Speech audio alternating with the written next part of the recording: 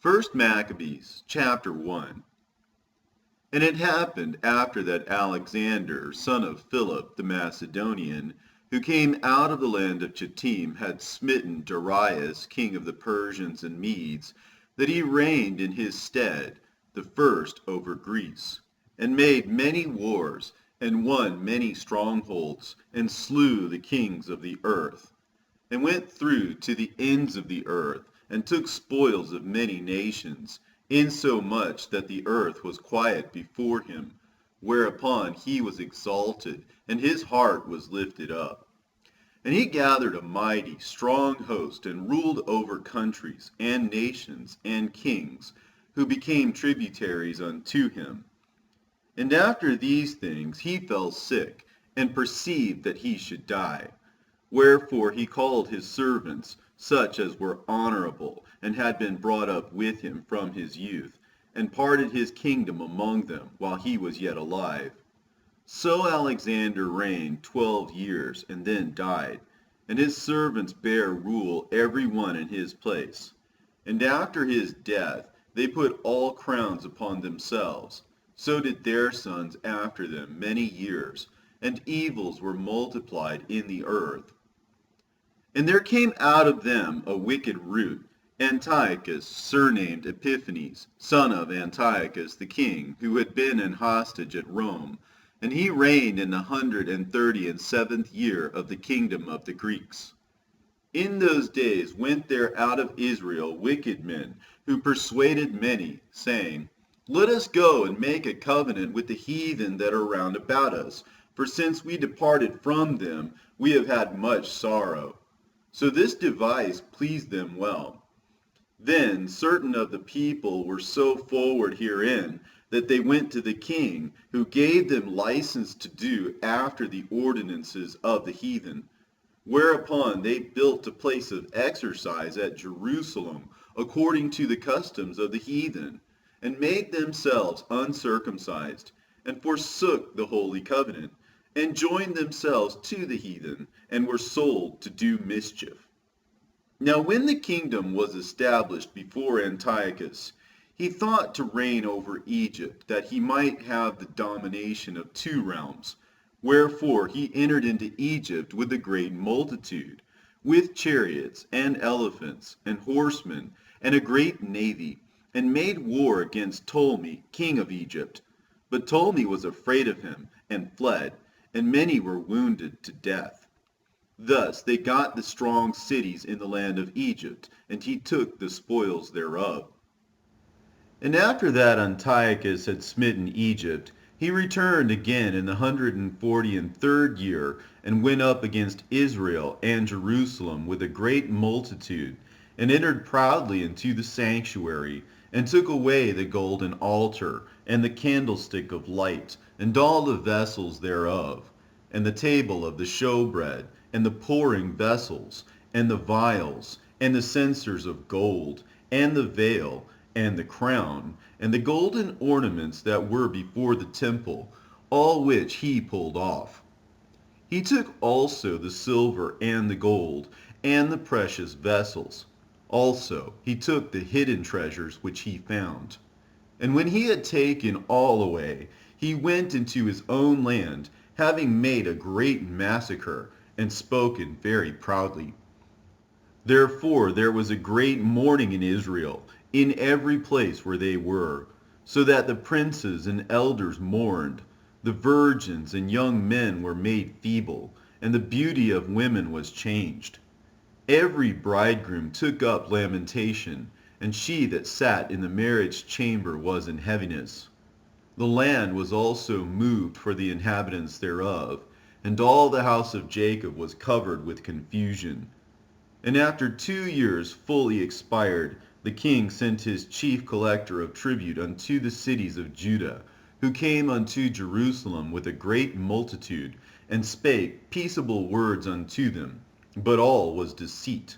For when they had given him credence, he fell suddenly upon the city, and smote it very sore, and destroyed much people of Israel.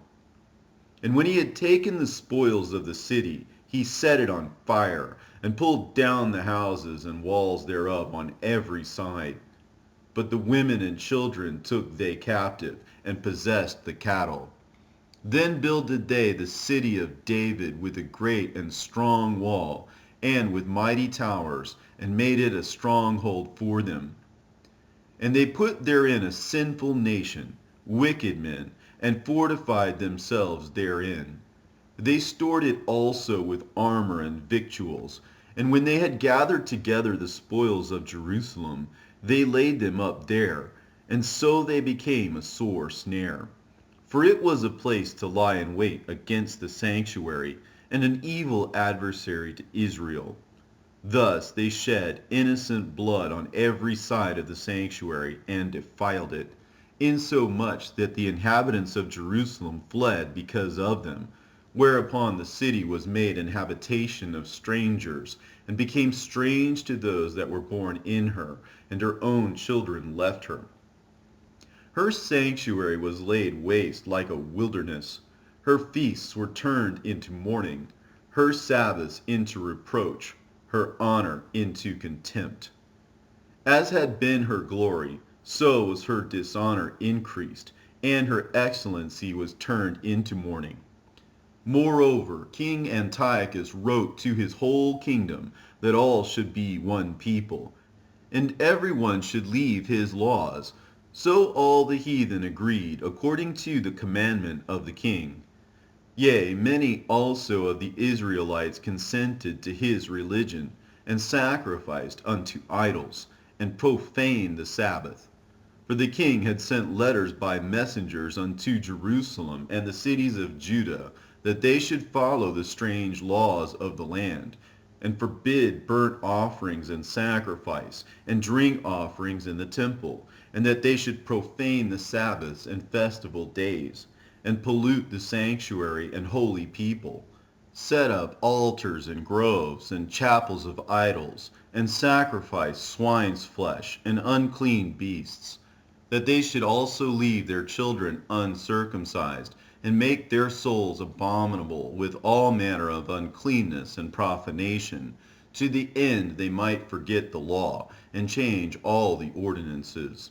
And whosoever would not do according to the commandment of the king, he said he should die.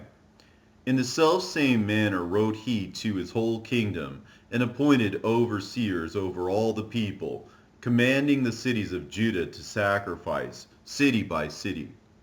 Then many of the people were gathered unto them, to wit, every one that forsook the law, and so they committed evils in the land, and drove the Israelites into secret places, even wheresoever they could flee for succor.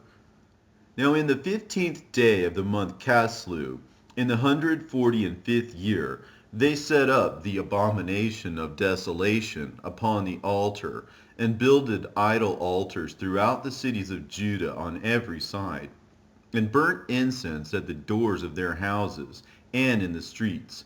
And when they had rent in pieces the books of the law which they found, they burnt them with fire. And whosoever was found with any the book of the testament, or if any committed to the law, the king's commandment was that they should put him to death. Thus did they by their authority unto the Israelites every month, to as many as were found in the cities. Now the 25th day of the month they did sacrifice upon the idol altar, which was upon the altar of God. At which time, according to the commandment, they put to death certain women that had caused their children to be circumcised. And they hanged the infants about their necks, and rifled their houses, and slew them that had circumcised them. Howbeit many in Israel were fully resolved and confirmed in themselves not to eat any unclean thing. Wherefore the rather to die, that they might not be defiled with meats, and that they might not profane the holy covenant. So then they died. And there was a very great wrath upon Israel. In those days arose Mattathias, the son of John, the son of Simeon, a priest of the sons of Joarib, from Jerusalem, and dwelt in Modin. And he had 5 sons. Johanan called Cadiz, Simon called Thassi, Judas, who was called Maccabees, Eleazar called Alvaran, and Jonathan, whose surname was Apphus. And when he saw the blasphemies that were committed in Judah and Jerusalem, he said, Woe is me! Wherefore was I born to see this misery of my people and of the holy city, and to dwell there when it was delivered into the hand of the enemy, and the sanctuary into the hand of strangers? Her temple is become as a man without glory. Her glorious vessels are carried away into captivity. Her infants are slain in the streets. Her young men with the sword of the enemy. What nation hath not had a part in her kingdom and gotten of her spoils? All her ornaments are taken away. Of a free woman she is become a bondslave. And behold, our sanctuary, even our beauty and our glory, is laid waste, and the Gentiles have profaned it. To what end therefore shall we live any longer? Then Matthias and his sons rent their clothes, and put on sackcloth, and mourned very sore. In the meanwhile the king's officers, such as compelled the people to revolt, came into the city Modin to make them sacrifice. And when many of Israel came unto them, Mattathias also and his sons came together.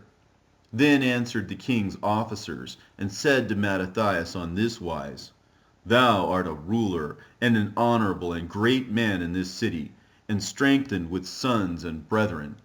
Now therefore, come thou first, and fulfill the king's commandment, like as all the heathen have done, yea, and the men of Judah also, and such as remain at Jerusalem.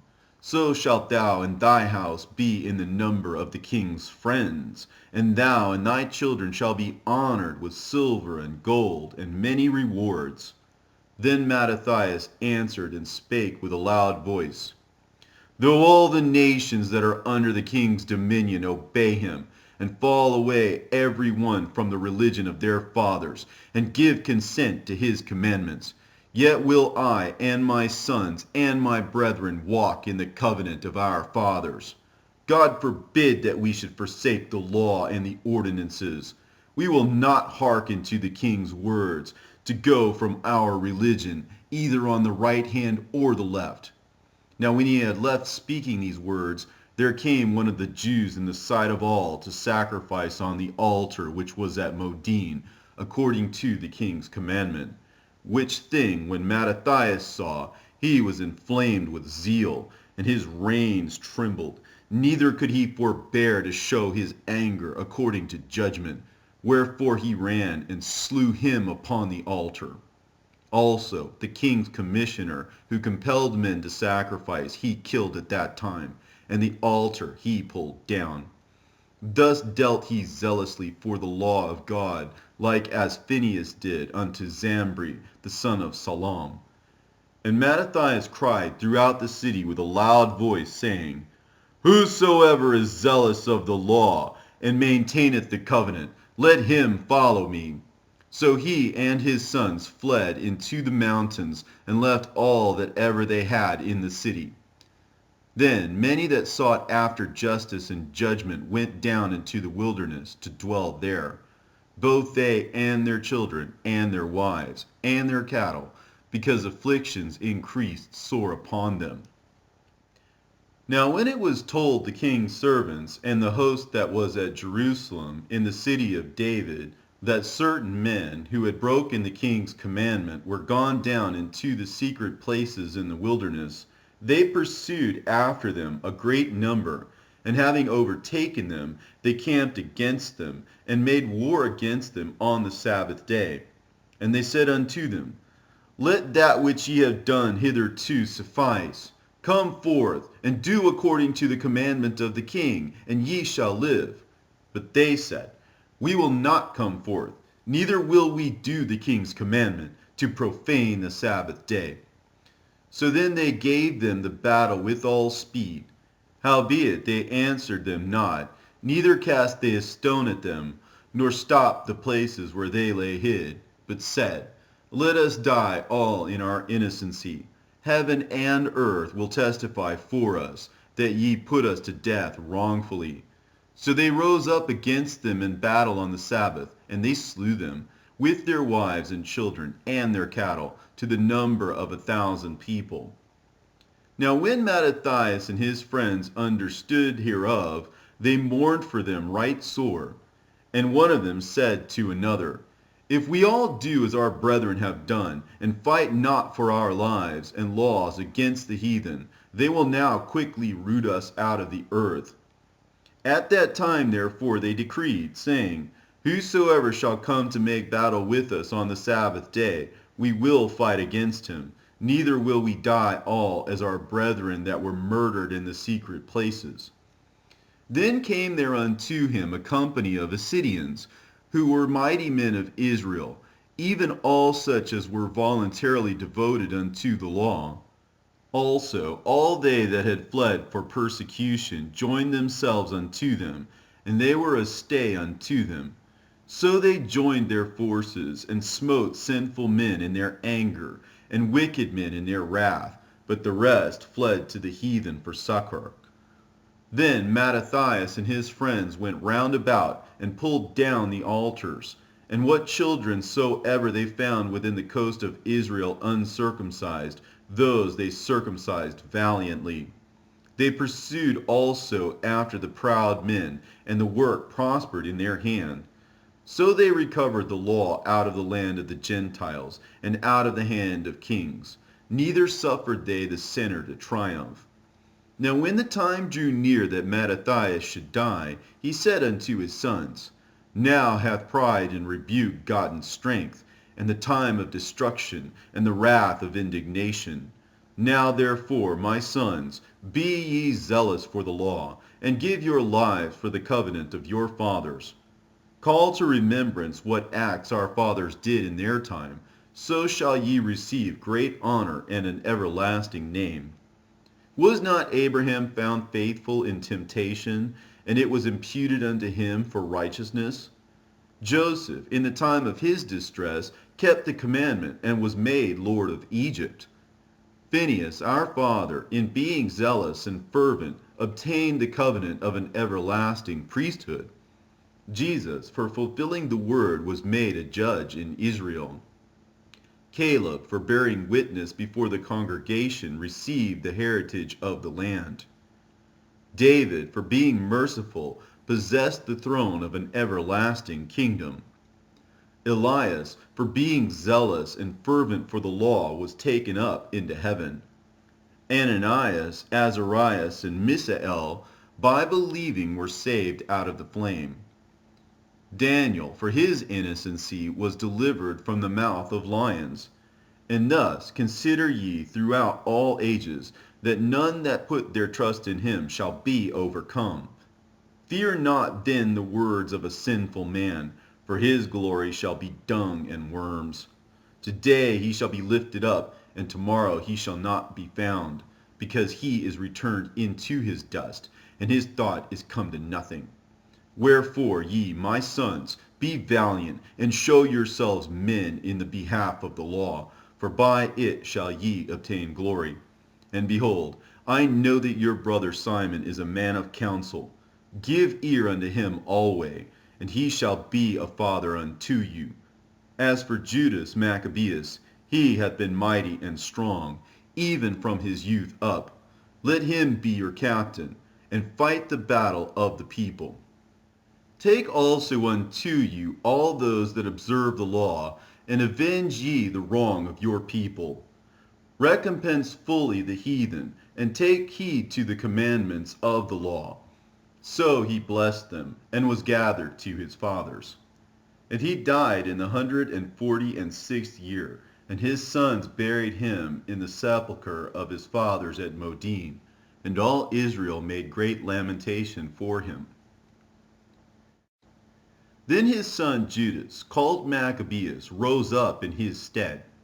And all his brethren helped him, and so did all they that held with his father, and they fought with cheerfulness the battle of Israel. So he gat his people great honor, and put on a breastplate as a giant. and girt his warlike harness about him, and he made battles, protecting the host with his sword.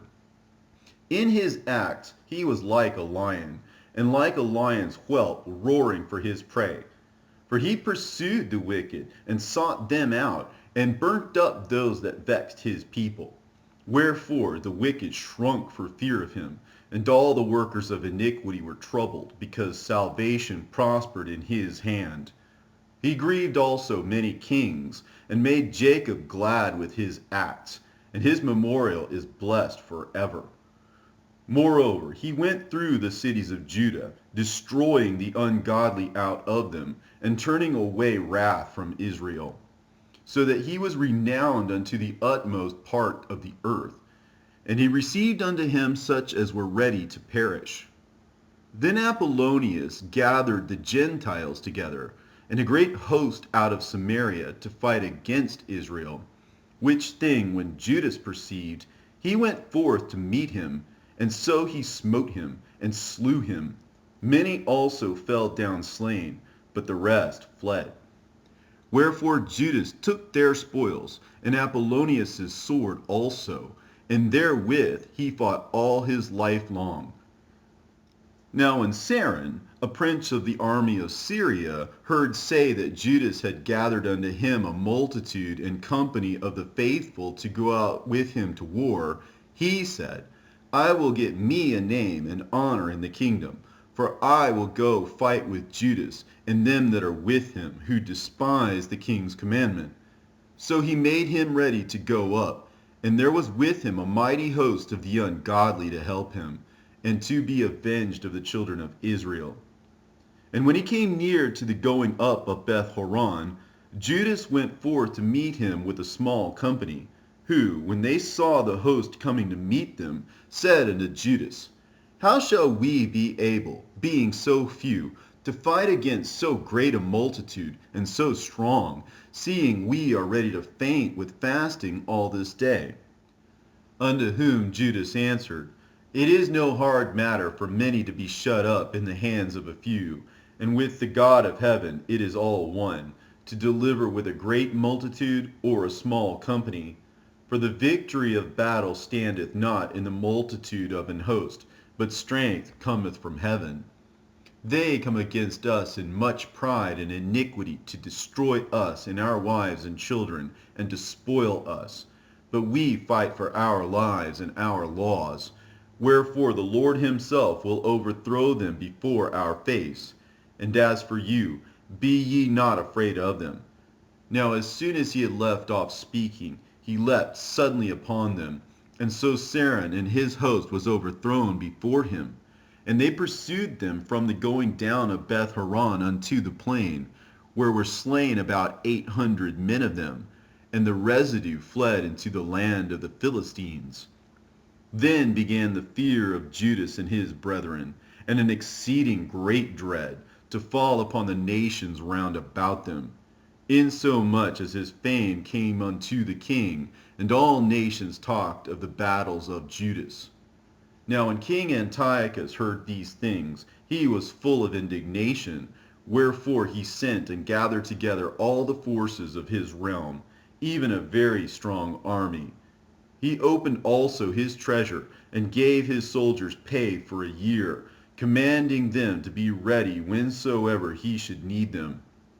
Nevertheless, when he saw that the money of his treasures failed, and that the tributes in the country were small, because of the dissension and plague which he had brought upon the land in taking away the laws which had been of old time, he feared that he should not be able to bear the charges any longer, nor to have such gifts to give so liberally as he did before, for he had abounded above the kings that were before him.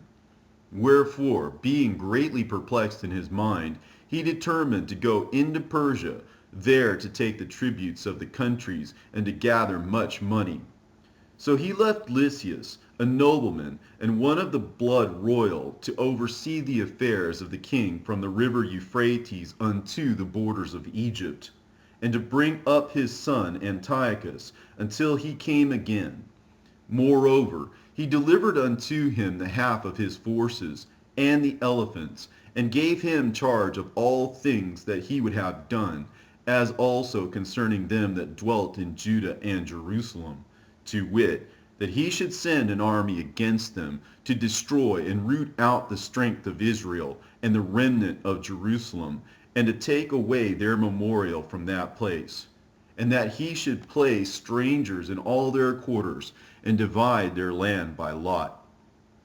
So the king took the half of the forces that remained and departed from Antioch, his royal city, the 147th year, and having passed the river Euphrates, he went through the high countries.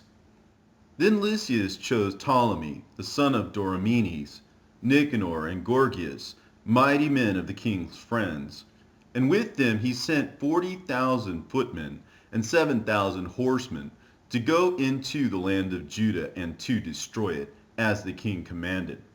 So they went forth with all their power, and came and pitched by Emmaus in the plain country.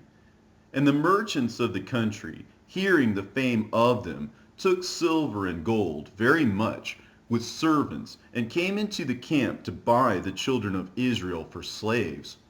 A power also of Syria and of the land of the Philistines joined themselves unto them. Now when Judas and his brethren saw that the miseries were multiplied, and that the forces did encamp themselves in their borders, for they knew how the king had given commandment to destroy the people and utterly abolish them, they said one to another, Let us restore the decayed fortune of our people, and let us fight for our people and the sanctuary. Then was the congregation gathered together, that they might be ready for battle, and that they might pray and ask mercy and compassion. Now Jerusalem lay void as a wilderness. There was none of her children that went in or out. The sanctuary also was trodden down, and aliens kept the stronghold. The heathen had their habitation in that place, and joy was taken away from Jacob, and the pipe with the harp ceased. Wherefore the Israelites assembled themselves together, and came to Maspah over against Jerusalem, for in Maspah was the place where they prayed aforetime in Israel. Then they fasted that day, and put on sackcloth, and cast ashes upon their heads, and rent their clothes, and laid open the book of the law, wherein the heathen had sought to paint the likeness of their images. They brought also the priests' garments, and the first fruits, and the tithes. And the Nazirites they stirred up, who had accomplished their days.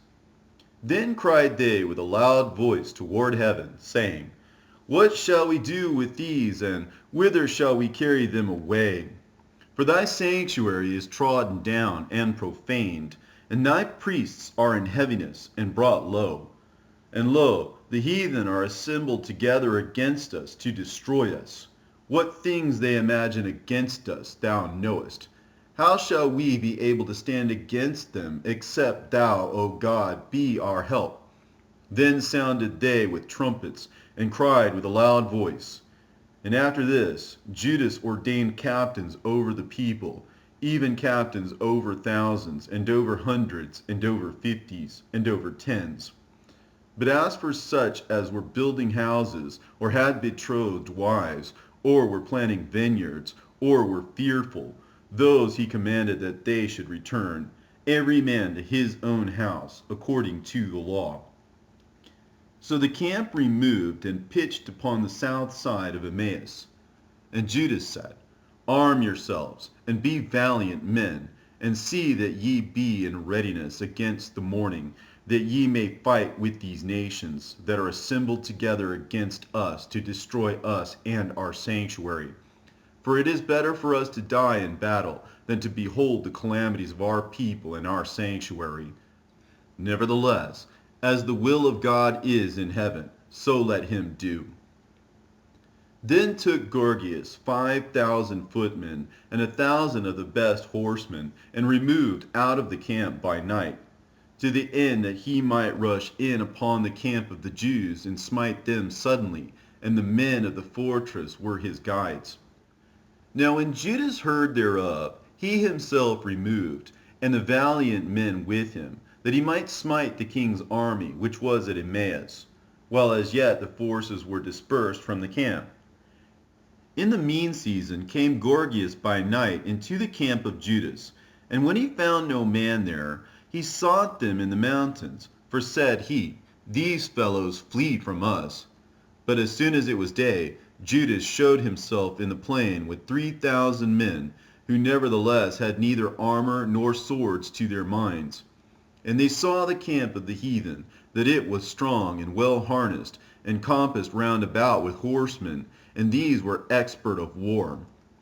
Then said Judas to the men that were with him, Fear ye not their multitude, neither be ye afraid of their assault.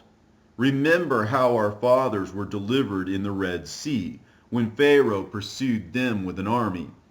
Now therefore let us cry unto heaven, if peradventure the Lord will have mercy upon us, and remember the covenant of our fathers, and destroy this host before our face this day, so that all the heathen may know that there is one who delivereth and saveth Israel. Then the strangers lifted up their eyes, and saw them coming over against them. Wherefore they went out of the camp to battle. But they that were with Judas sounded their trumpets.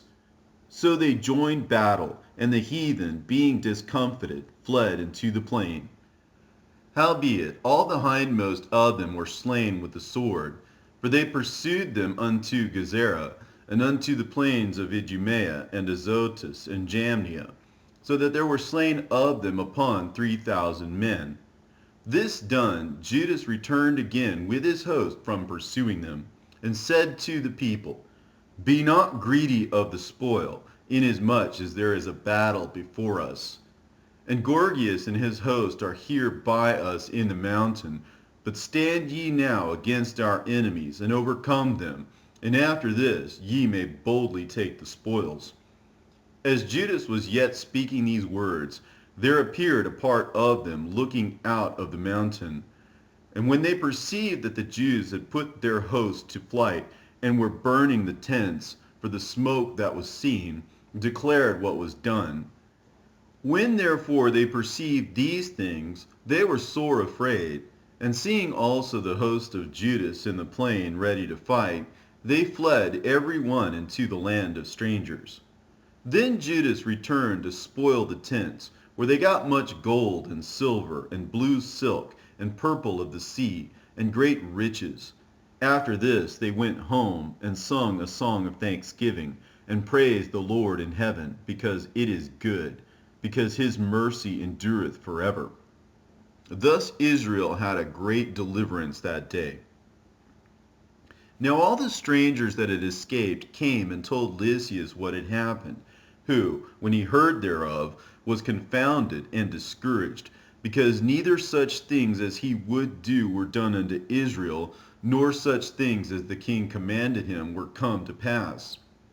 The next year, therefore, following, Lysias gathered together 70,000 choice men of foot, and 5,000 horsemen, that he might subdue them. So they came into Idumea, and pitched their tents at Bethsura, and Judas met them with 10,000 men. And when he saw that mighty army, he prayed and said, Blessed art thou, O Savior of Israel, who didst quell the violence of the mighty man by the hand of thy servant David, and gavest the host of strangers into the hands of Jonathan, the son of Saul, and his armor-bearer. Shut up this army in the hand of thy people Israel, and let them be confounded in their power and horsemen. Make them to be of no courage, and cause the boldness of their strength to fall away, and let them quake at their destruction. Cast them down with the sword of them that love thee, and let all those that know thy name praise thee with thanksgiving. So they joined battle, and were slain of the host of Lysias about 5,000 men. Even before them they were slain. Now when Lysias saw his army put to flight, and the manliness of Judas's soldiers, and how they were ready to either live or die valiantly, he went into Antiochia, and gathered together a company of strangers, and having made his army greater than it was, he purposed to come again into Judea. Then said Judas and his brethren, Behold, our enemies are discomfited. Let us go up to cleanse and dedicate the sanctuary. Upon this, all the host assembled together themselves, and went up into Mount Sion. And when they saw the sanctuary desolate, and the altar profaned, and the gates burnt up, and shrubs growing in the courts, as in a forest, or in one of the mountains, yea, and the priests' chambers pulled down, they rent their clothes, and made great lamentation, and cast ashes upon their heads, and fell down flat to the ground upon their faces, and blew an alarm with the trumpets, and cried toward heaven. Then Judas appointed certain men to fight against those that were in the fortress, until he had cleansed the sanctuary. So he chose priests of blameless conversation, such as had pleasure in the law, who cleansed the sanctuary, and bare out the defiled stones into an unclean place. And when as they consulted what to do with the altar of burnt offerings which was profaned, they thought it best to pull it down, lest it should be a reproach to them, because the heathen had defiled it, wherefore they pulled it down, and laid up the stones in the mountain of the temple in a convenient place, until there should come a prophet to show them what should be done with them. Then they took whole stones, according to the law, and built a new altar, according to the former, and made up the sanctuary and the things that were within the temple, and hallowed the courts. They made also new holy vessels, and into the temple they brought the candlestick, and the altar of burnt offerings, and of incense, and the table. And upon the altar they burned incense, and the lamps that were upon the candlestick they lighted, that they might give light in the temple. Furthermore, they set the loaves upon the table, and spread out the vials, and finished all the works which they had begun to make. Now on the 25th day of the 9th month, which is called the month Caslu, in the 148th year, they rose up betimes in the morning, and offered sacrifice according to the law upon the new altar of burnt offerings, which they had made. Look, at what time and in what day the heathen had profaned it, even in that was it dedicated, with songs and citherns and harps and cymbals. Then all the people fell upon their faces, worshiping and praising the God of heaven, who had given them good success. And so they kept the dedication of the altar 8 days, and offered burnt offerings with gladness, and sacrificed the sacrifice of deliverance and praise. They decked also the forefront of the temple with crowns of gold and with shields, and the gates and the chambers they renewed, and hanged doors upon them. Thus there was very great gladness among the people, for that the reproach of the heathen was put away. Moreover, Judas and his brethren with the whole congregation of Israel ordained that the days of the dedication of the altar should be kept in their season from year to year by the space of 8 days, from the 25th day of the month Caslu, with mirth and gladness. At that time also they builded up the Mount Sion with high walls and strong towers round about, lest the Gentiles should come and tread it down as they had done before. And they set there a garrison to keep it, and fortified Bethsura to preserve it, that the people might have a defense against Idumea.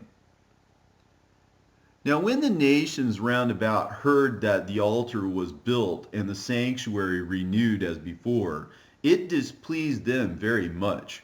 Wherefore they thought to destroy the generation of Jacob that was among them, and thereupon they began to slay and destroy the people. Then Judas fought against the children of Esau in Idumea at Arabatine, because they besieged Gaal, and he gave them a great overthrow, and abated their courage, and took their spoils. Also he remembered the injury of the children of Beon, who had been a snare and an offense to the people, in that they lay in wait for them in the ways. He shut them up therefore in the towers, and encamped against them, and destroyed them utterly, and burned the towers of that place with fire, and all that were therein. Afterward he passed over the children of Ammon, where he found a mighty power and much people, with Timotheus their captain. So he fought many battles with them, till at length they were discomfited before him, and he smote them. And when he had taken Jazer, with the towns belonging thereto, he returned into Judea. Then the heathen that were at Galaad assembled themselves together against the Israelites that were in their quarters, to destroy them. But they fled to the fortress of Dathema, and sent letters unto Judas and his brethren. The heathen that are round about us are assembled together against us to destroy us. And they are preparing to come and take the fortress whereunto we are fled, Timotheus being captain of their host. Come now therefore, and deliver us from their hands, for many of us are slain.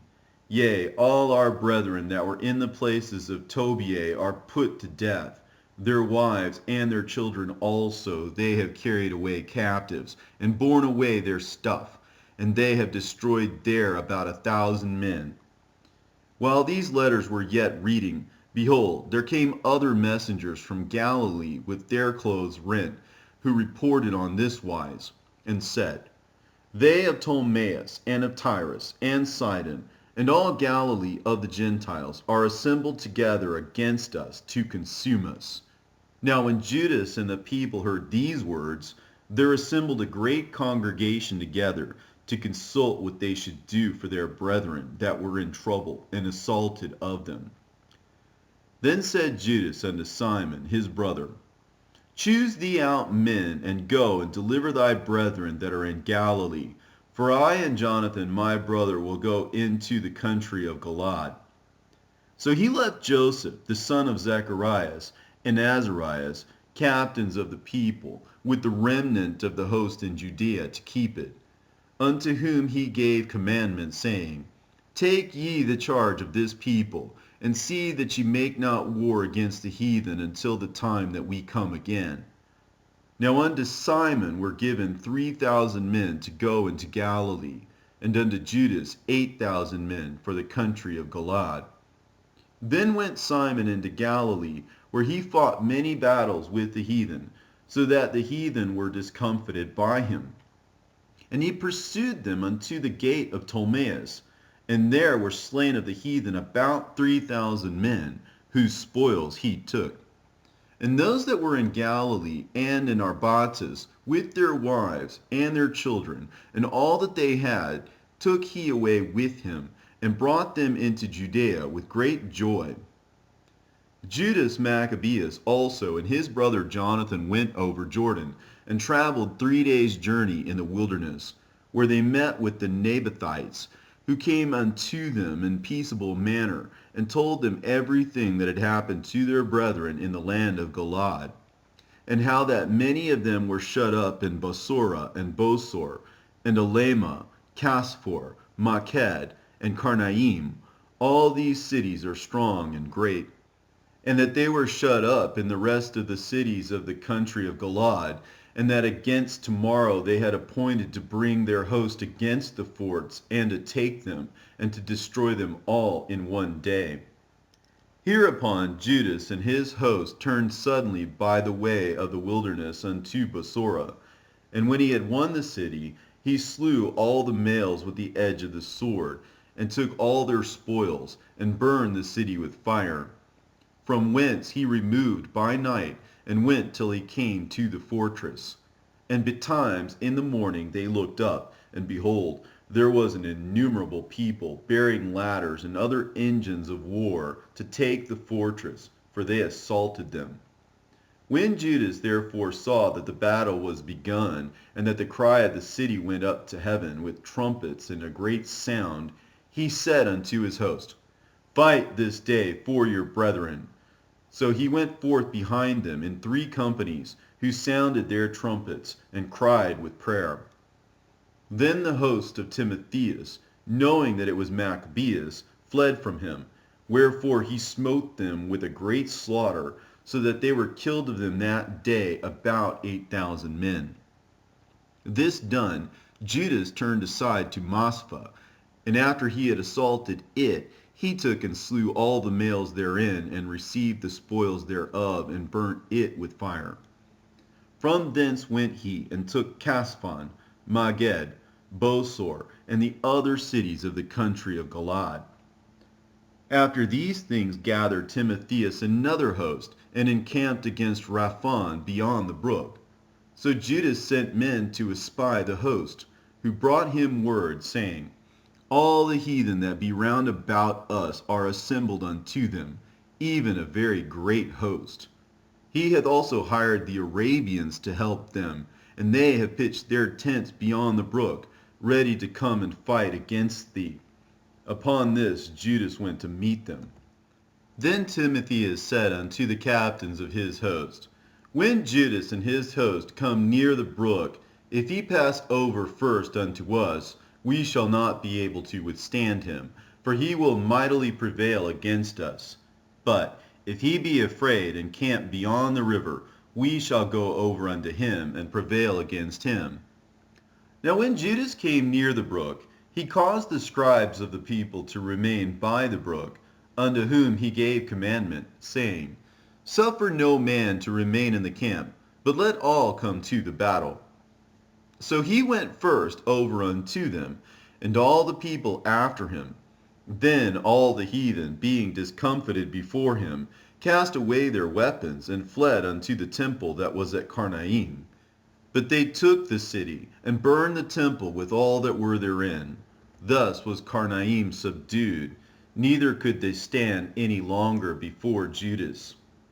Then Judas gathered together all the Israelites that were in the country of Galaad, from the least unto the greatest, even their wives and their children and their stuff, a very great host, to the end they might come into the land of Judea. Now when they came into Ephron, this was a great city in the way as they should go, very well fortified. They could not turn from it, either on the right hand or the left, but must needs pass through the midst of it. Then they of the city shut them out, and stopped up the gates with stones. Whereupon Judas sent unto them in peaceable manner, saying, Let us pass through your land to go into our own country, and none shall do you any hurt. We will only pass through on foot. Howbeit they would not open unto him. Wherefore Judas commanded a proclamation to be made throughout the host, that every man should pitch his tent in the place where he was. So the soldiers pitched and assaulted the city all that day and all that night, till at the length the city was delivered into his hands, who then slew all the males with the edge of the sword, and razed the city, and took the spoils thereof, and passed through the city over them that were slain. After this they went over Jordan into the great plain before Bethsan. And Judas gathered together those that came behind, and exhorted the people all the way through, till they came into the land of Judea. So they went up to Mount Sion with joy and gladness, where they offered burnt offerings, because not one of them were slain until they had returned in peace. Now what time as Judas and Jonathan were in the land of Galaad, and Simon his brother in Galilee before Ptolemais, Joseph, the son of Zacharias, and Azarias, captains of the garrisons, heard of the valiant acts and warlike deeds which they had done. Wherefore they said, Let us also get us a name, and go and fight against the heathen that are round about us. So when they had given charge unto the garrison that was with them, they went toward Jamnia. Then came Gorgias and his men out of the city to fight against them. And so it was that Joseph and Azarias were put to flight, and pursued unto the borders of Judea. And there were slain that day of the people of Israel about 2,000 men. Thus was there a great overthrow among the children of Israel, because they were not obedient unto Judas and his brethren, but thought to do some valiant act. Moreover, these men came not of the seed of those by whose hand deliverance was given unto Israel. Howbeit the man Judas and his brethren were greatly renowned in the sight of all Israel, and of all the heathen, wheresoever their name was heard of. insomuch as the people assembled unto them with joyful acclamations. Afterward went Judas forth with his brethren, and fought against the children of Esau in the land toward the south, where he smote Hebron, and the towns thereof, and pulled down the fortress of it, and burned the towers thereof round about. From thence he removed to go into the land of the Philistines, and passed through Samaria. At that time certain priests, desirous to show their valor, were slain in battle, for that they went out to fight unadvisedly. So Judas turned to Azotus in the land of the Philistines, and when he had pulled down their altars, and burned their carved images with fire, and spoiled their cities, he returned into the land of Judea. About that time King Antiochus, traveling through the high countries, heard say that Elymais in the country of Persia was a city greatly renowned for riches, silver and gold, and that there was in it a very rich temple, wherein were coverings of gold, and breastplates, and shields, which Alexander, son of Philip, the Macedonian king, who reigned first among the Grecians, had left there. Wherefore he came and sought to take the city, and to spoil it, but he was not able, because they of the city, having had warning thereof, rose up against him in battle. So he fled, and departed thence with great heaviness, and returned to Babylon. Moreover, there came one who brought him tidings into Persia, that the armies which went against the land of Judea were put to flight, and that Lysias, who went forth first with a great power, was driven away of the Jews, and that they were made strong by the armor and power and store of spoils which they had gotten of the armies whom they had destroyed. Also, that they had pulled down the abomination which he had set up upon the altar in Jerusalem, and that they had compassed about the sanctuary with high walls, as before, and his city Bethsura. Now when the king heard these words, he was astonished, and sore moved, whereupon he laid him down upon his bed, and fell sick for grief, because it had not befallen him as he looked for. And there he continued many days, for his grief was ever more and more, and he made account that he should die. Wherefore he called for all his friends, and said unto them, The sleep is gone from mine eyes, and my heart faileth for very care. And I thought with myself, Into what tribulation am I come, and how great a flood of misery is it, wherein now I am, for I was bountiful and beloved in my power. But now I remember the evils that I did at Jerusalem, and that I took all the vessels of gold and silver that were therein, and sent to destroy the inhabitants of Judea without a cause. I perceive therefore that for this cause these troubles are come upon me, and behold, I perish through great grief in a strange land. Then he called for Philip, one of his friends, who he made ruler over all his realm, and gave him the crown and his robe and his signet, to the end he should bring up his son, Antiochus, and nourish him for the kingdom. So King Antiochus died there in the 149th year. Now when Lysias knew that the king was dead, he set up Antiochus his son, whom he had brought up, being young, to reign in his stead, and his name he called Eupator. About this time they that were in the tower shut up the Israelites round about the sanctuary, and sought always their hurt, and the strengthening of the heathen. Wherefore Judas, purposing to destroy them, called all the people together to besiege them. So they came together and besieged them in the 150th year. And he made mounts for shot against them, and other engines. Howbeit certain of them that were besieged got forth, unto whom some ungodly men of Israel joined themselves. And they went unto the king and said, How long will it be ere thou execute judgment, and avenge our brethren? We have been willing to serve thy father, and to do as he would have us, and to obey his commandments. For which cause they of our nation besiege the tower, and are alienated from us. Moreover, as many of us as they could light on, they slew, and spoiled our inheritance. Neither have they stretched out their hand against us only, but also against their borders. And behold, this day are they besieging the tower at Jerusalem to take it. The sanctuary also, and Bethsura have they fortified. Wherefore, if thou dost not prevent them quickly, they will do the greater things than these, neither shalt thou be able to rule them. Now when the king heard this, he was angry, and gathered together all his friends, and the captains of his army, and those that had charge of the horse.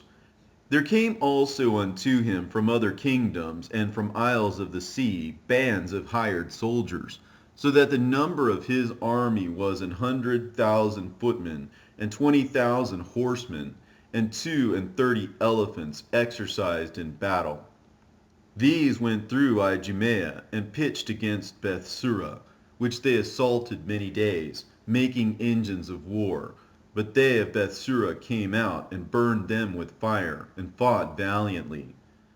Upon this, Judas removed from the tower, and pitched in Beth-Zacharias, over against the king's camp.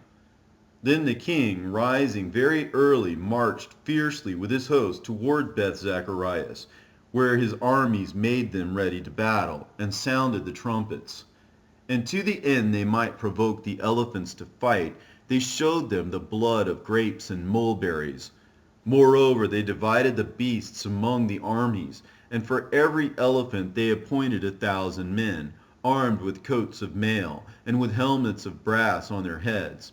And beside this, for every beast were ordained 500 horsemen of the best. These were ready at every occasion.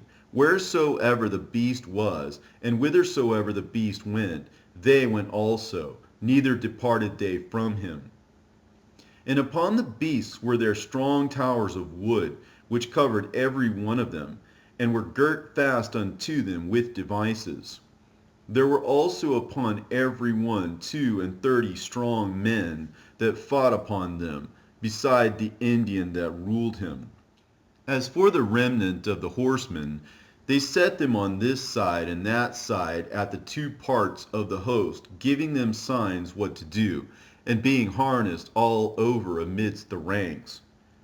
Now when the sun shone upon the shields of gold and brass, the mountains glistened therewith, and shined like lamps of fire. So part of the king's army, being spread upon the high mountains, and part on the valleys below, they marched on safely and in order. Wherefore all that heard the noise of their multitude, and the marching of the company, and the rattling of the harness, were very moved, for the army was very great and mighty. Then Judas and his host drew near, and entered into battle, and there were slain of the king's army 600 men. Eleazar also, surnamed Savaron, perceiving that one of the beasts, armed with royal harness, was higher than all the rest, and supposing that the king was upon him, put himself in jeopardy, to the end he might deliver his people, and get him a perpetual name. Wherefore he ran upon him courageously through the midst of the battle, slaying on the right hand and on the left, so that they were divided from him on both sides. Which done, he crept under the elephant, and thrust him under, and slew him, whereupon the elephant fell down upon him, and there he died. Howbeit, the rest of the Jews, seeing the strength of the king, and the violence of his forces, turned away from them. Then the king's army went up to Jerusalem to meet them, and the king pitched his tents against Judea, and against Mount Sion. But with them that were in Bethsura he made peace, for they came out of the city, because they had no victuals there to endure the siege, it being a year of rest to the land. So the king took Bethsura, and set a garrison there to keep it. As for the sanctuary, he besieged it many days, and set there artillery with engines, and instruments to cast fire and stones, and pieces to cast darts and slings. Whereupon they also made engines against their engines, and held them battle a long season. Yet at the last their vessels, being without victuals, for that it was the 7th year, and they in Judea that were delivered from the Gentiles had eaten up the residue of the store. There were but a few left in the sanctuary, because the famine did so prevail against them that they were fain to disperse themselves, every man to his own place. At that time Lysias heard say that Philip, whom Antiochus the king, whilst he lived, had appointed to bring up his son Antiochus, that he might be king, was returned out of Persia and Media, and the king's host also that went with him, and that he sought to take unto him the ruling of the affairs. Wherefore he went in all haste, and said to the king and the captains of the host and the company, We decay daily, and our victuals are but small, and the place we lay siege to is strong, and the affairs of the kingdom lie upon us. Now, therefore, let us be friends with these men, and make peace with them, and with all their nation, and covenant with them, that they shall live after their laws, as they did before. For they are therefore displeased, and have done all these things, because we abolished their laws. So the king and the princes were content, wherefore he sent unto them to make peace, and they accepted thereof. Also the king and the princes made an oath unto them, whereupon they went out of the stronghold. Then the king entered into Mount Sion, but when he saw the strength of the place, he broke his oath that he had made, and gave commandment to pull down all the wall round about. Afterward departed he in all haste, and returned unto Antiochia, where he found Philip to be master of the city. So he fought against him, and took the city by force. In the 150th year, Demetrius, the son of Seleucus, departed from Rome, and came up with a few men unto a city of the seacoast, and reigned there. And as he entered into the palace of his ancestors, so it was that his forces had taken Antiochus and Lysias, to bring them unto him. Wherefore, when he knew it, he said, Let me not see their faces. So his hosts slew them. Now when Demetrius was set upon the throne of his kingdom, there came unto him all the wicked and ungodly men of Israel, having Alcimus, who was desirous to be high priest, for their captain. And they accused the people to the king, saying, Judas and his brethren have slain all thy friends, and driven us out of our own land. Now therefore send some man whom thou trustest, and let him go and see what havoc he hath made among us, and in the king's land, and let him punish them with all them that aid them. Then the king chose Bacchides, a friend of the king, who ruled beyond the flood, and was a great man in the kingdom, and faithful to the king. And him he sent with that wicked Alcimus, whom he made high priest, and commanded that he should take vengeance of the children of Israel. So they departed, and came with a great power into the land of Judea, where they sent messengers to Judas and his brethren with peaceable words deceitfully. But they gave no heed to their words, for they saw that they were come with a great power. Then did there assemble unto Alcimus and Bacchides a company of scribes, to require justice. Now the Azadeans were the first among the children of Israel that sought peace of them. For they said, One that is a priest of the seed of Aaron is come with this army, and he will do us no wrong. So he spake unto them peaceably, and sware unto them, saying, We will procure the harm neither of you nor your friends. Whereupon they believed him.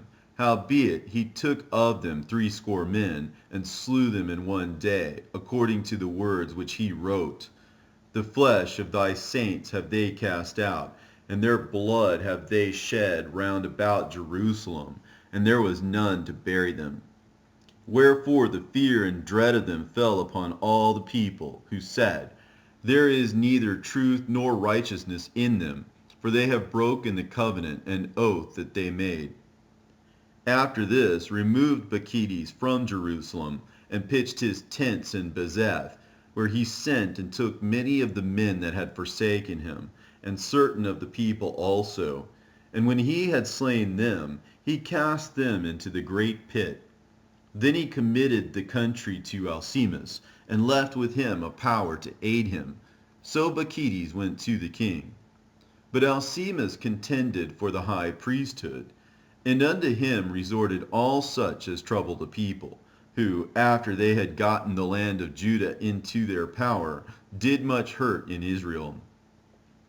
Now when Judas saw all the mischief that Alcimus and his company had done among the Israelites, even above the heathen, he went out into all the coasts of Judea round about, and took vengeance of them that had revolted from him, so that they durst no more go forth into the country.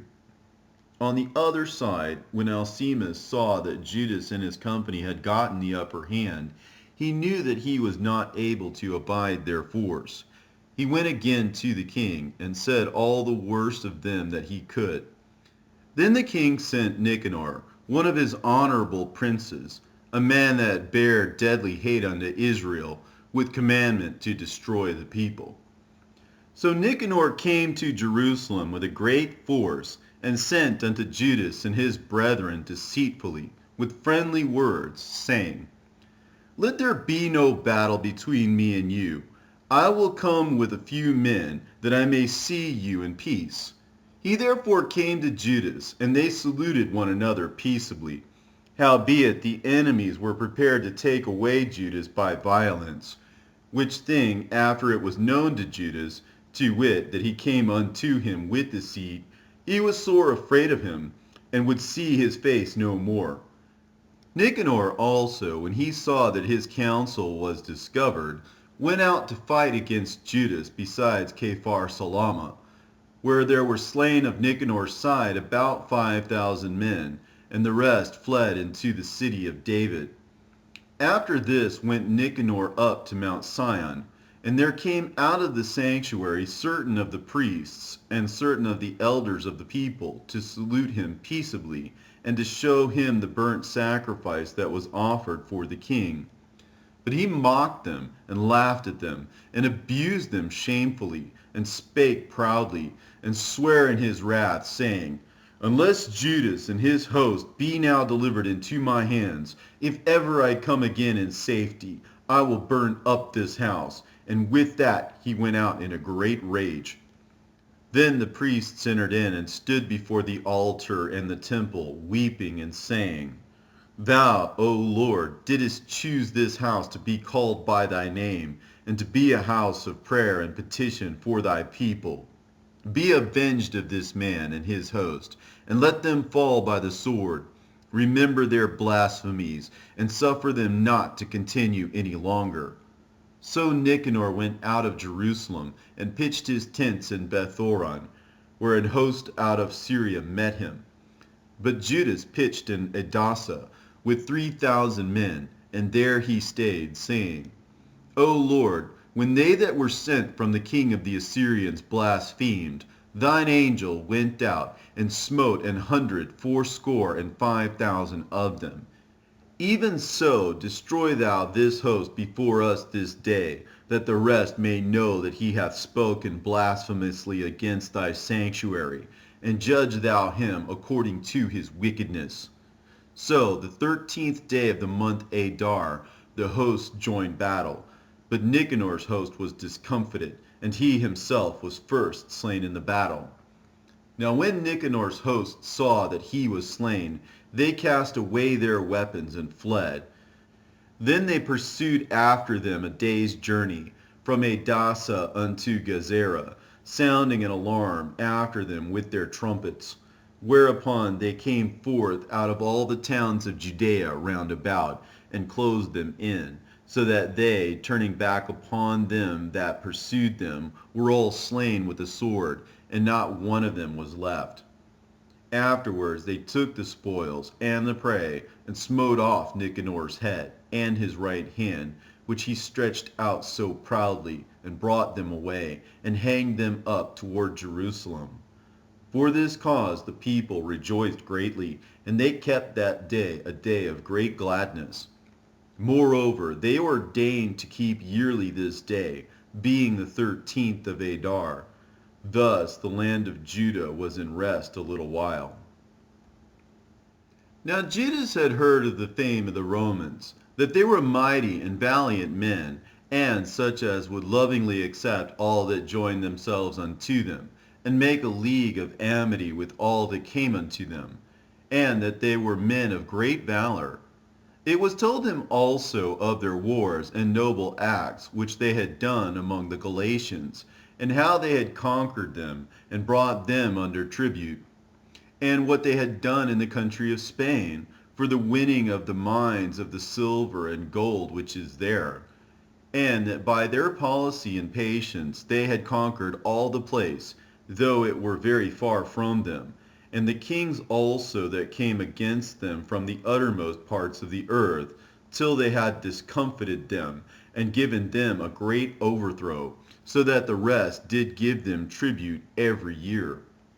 Beside this, how they had discomfited in battle Philip and Perseus, king of the Cettims, with others that had lifted themselves up against them and had overcome them. How also Antiochus, the great king of Asia, that came against them in battle, having 120 elephants with horsemen and chariots, and a very great army, was discomfited by them, and how they took him alive and covenanted that he and such as reigned after him should pay a great tribute, and give hostages, and that which was agreed upon. And the country of India, and Media, and Lydia, and of the goodliest countries, which they took of him, and gave to King Eumenes. Moreover, how the Grecians had determined to come and destroy them, and that they, having knowledge thereof, sent against them a certain captain, and fighting with them slew many of them, and carried away captives their wives and their children, and spoiled them, and took possession of their lands, and pulled down their strongholds, and brought them to be their servants unto this day. It was told him besides how they destroyed and brought under their dominion all other kingdoms and isles that at any time resisted them. But with their friends and such as relied upon them, they kept amity, and that they had conquered kingdoms both far and nigh, insomuch as all that heard of their name were afraid of them. Also that whom they would to help a kingdom, those reign, and whom again they would, they displace. Finally, that they were greatly exalted. Yet for all this none of them wore a crown or was clothed in purple, to be magnified thereby. Moreover, how they had made for themselves a senate house, wherein 320 men sat in council daily, consulting always for the people, to the end they might be well ordered. And that they committed their government to one man every year, who ruled over all their country, and that all were obedient to that one, and that there was neither envy nor emulation among them. In consideration of these things, Judas chose Eupolemus, the son of John, the son of Achos, and Jason, the son of Eleazar, and sent them to Rome, to make a league of amity and confederacy with them, and to entreat them that they would take the yoke from them, for they saw that the kingdom of the Grecians did oppress Israel with servitude. They went therefore to Rome, which was a very great journey, and came into the Senate, where they spake and said, Judas Maccabeus, with his brethren, and the people of the Jews, have sent us to you, to make a confederacy and peace with you, and that we might be registered your confederates and friends. So that matter pleased the Romans well. And this is the copy of the epistle which the Senate wrote back again in tables of brass, and sent to Jerusalem, that there they might have by them a memorial of peace and confederacy.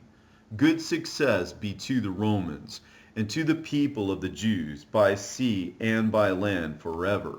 The sword also, an enemy, be far from them. If there come first any war upon the Romans or any of their confederates throughout all their dominion, the people of the Jews shall help them, as the time shall be appointed, with all their heart. Neither shall they give anything unto them that make war upon them, or aid them with victuals, weapons, money, or ships, as it hath seemed good unto the Romans, but they shall keep their covenants without taking anything therefore. In the same manner also, if war come first upon the nation of the Jews, the Romans shall help them with all their heart, according as the time shall be appointed them. Neither shall victuals be given to them that take part against them, or weapons, or money, or ships, as it hath seemed good to the Romans, but they shall keep their covenants, and that without deceit. According to these articles did the Romans make a covenant with the people of the Jews. Howbeit, if hereafter the one party or the other shall think to meet or add or diminish anything, they may do it at their pleasures, and whatsoever they shall add or take away shall be ratified. And as touching the evils that Demetrius doeth to the Jews, we have written unto him, saying, Wherefore hast thou made thy yoke heavy upon our friends and confederates the Jews? If therefore they complain any more against thee, we will do them justice and fight with thee by sea and by land. Furthermore, when Demetrius heard that Nicanor and his host were slain in battle, he sent Bacchides and Alcimus into the land of Judea the second time, and with them the chief strength of his host, who went forth by the way that leadeth to Gilgala, and pitched their tents before Masaloth, which is in Arbela. And after they had won it, they slew much people. Also, the first month of the 152nd year, they encamped before Jerusalem, from whence they removed and went to Berea, with 20,000 footmen and 2,000 horsemen. Now Judas had pitched his tents at Eleasa, and 3,000 chosen men with him, who seeing the multitude of the other army to be so great, were sore afraid, whereupon many conveyed themselves out of the host, insomuch as abode of them no more but 800 men. When Judas therefore saw that his host slipped away, and that the battle pressed upon him, he was sore troubled in mind, and much distressed, for that he had no time to gather them together. Nevertheless, unto them that remained he said, Let us arise and go up against our enemies, if peradventure we may be able to fight with them. But they dehorted him, saying, We shall never be able. Let us now rather save our lives, and hereafter we will return with our brethren and fight against them, for we are but few. Then Judas said, God forbid that I should do this thing, and flee away from them. If our time be come, let us die manfully for our brethren, and let us not stain our honor. With that, the host of Bacchides removed out of their tents and stood over against them, their horsemen being divided into two troops, and their slingers and archers going before the host, and they that marched in the forward were all mighty men.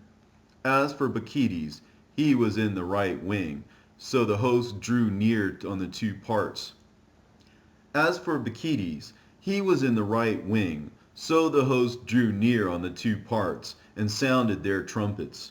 They also of Judas's side, even they sounded their trumpets also, so that the earth shook at the noise of the armies, and the battle continued from morning till night. Now when Judas perceived that Bacchides and the strength of his army were on the right side, he took with him all the hardy men, who discomfited the right wing, and pursued them unto the Mount Azotus. But when they of the left wing saw that they of the right wing were discomfited, they followed upon Judas and those that were with him hard at the heels from behind, whereupon there was a sore battle, insomuch as many were slain on both parts. Judas also was killed, and the remnant fled. Then Jonathan and Simon took Judas their brother, and buried him in the sepulchre of his fathers in Modin. Moreover, they bewailed him, and all Israel made great lamentation for him, and mourned many days, saying, How is the valiant man fallen that delivered Israel? As for the other things concerning Judas and his wars, and the noble acts which he did, and his greatness, they are not written, for they were very many. Now after the death of Judas, the wicked began to put forth their heads in all the coasts of Israel, and there arose up all such as wrought iniquity. In those days also was there a very great famine, by reason whereof the country revolted and went with them. Then Bacchides chose the wicked men and made them lords of the country. And they made inquiry and search for Judas's friends, and brought them unto Bacchides, who took vengeance of them, and used them despitefully. So there was a great affliction in Israel, the like whereof was not since the time that a prophet was not seen among them. For this cause all Judas's friends came together and said unto Jonathan, Since thy brother Judas died, we have no man like unto him to go forth against our enemies and Bacchides, and against them of our nation that are adversaries to us. Now therefore we have chosen thee this day to be our prince and captain in his stead, that thou mayest fight our battles. Upon this Jonathan took the governance upon him at that time, and rose up instead of his brother Judas. But when Bacchides gat knowledge thereof, he sought for to slay him. Then Jonathan and Simon his brother, and all that were with him, perceiving that, fled into the wilderness of Thekoa, and pitched their tents by the water of the pool Asphar, which when Bacchides understood, he came near to Jordan with all his host upon the Sabbath day. Now Jonathan had sent his brother John, a captain of the people, to pray his friends the Nabathites, that they might leave with them their carriage, which was much. But the children of Jambri came out of Medaba, and took John and all that he had, and went their way with it. After this came word to Jonathan and Simon his brother that the children of Jambri made a great marriage, and were bringing the bride from Nadabatha with a great train, as being the daughter of one of the great princes of Canaan. Therefore they remembered John their brother, and went up and hid themselves under the covert of the mountain, where they lifted up their eyes and looked. And behold, there was much ado and great carriage, and the bridegroom came forth, and his friends and brethren, to meet them with drums, and instruments of music, and many weapons.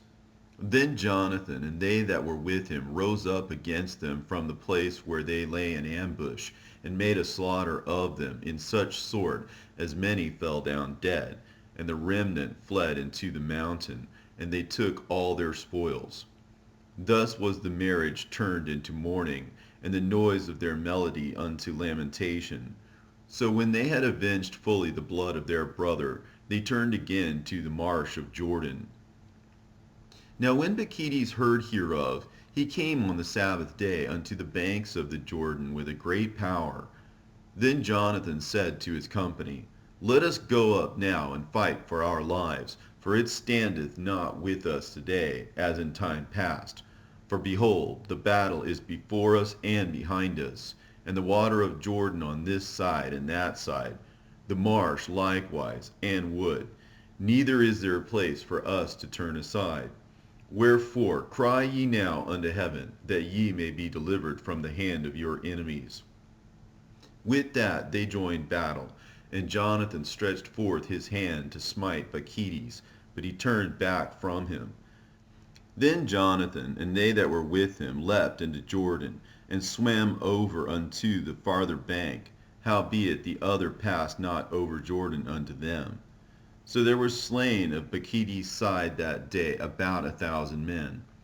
Afterward returned Bacchides to Jerusalem, and repaired the strong cities in Judea, the fort in Jericho, and Emmaus, and Beth-horon, and Bethel, and Thamnatha, and Pherathoni, and Taphon.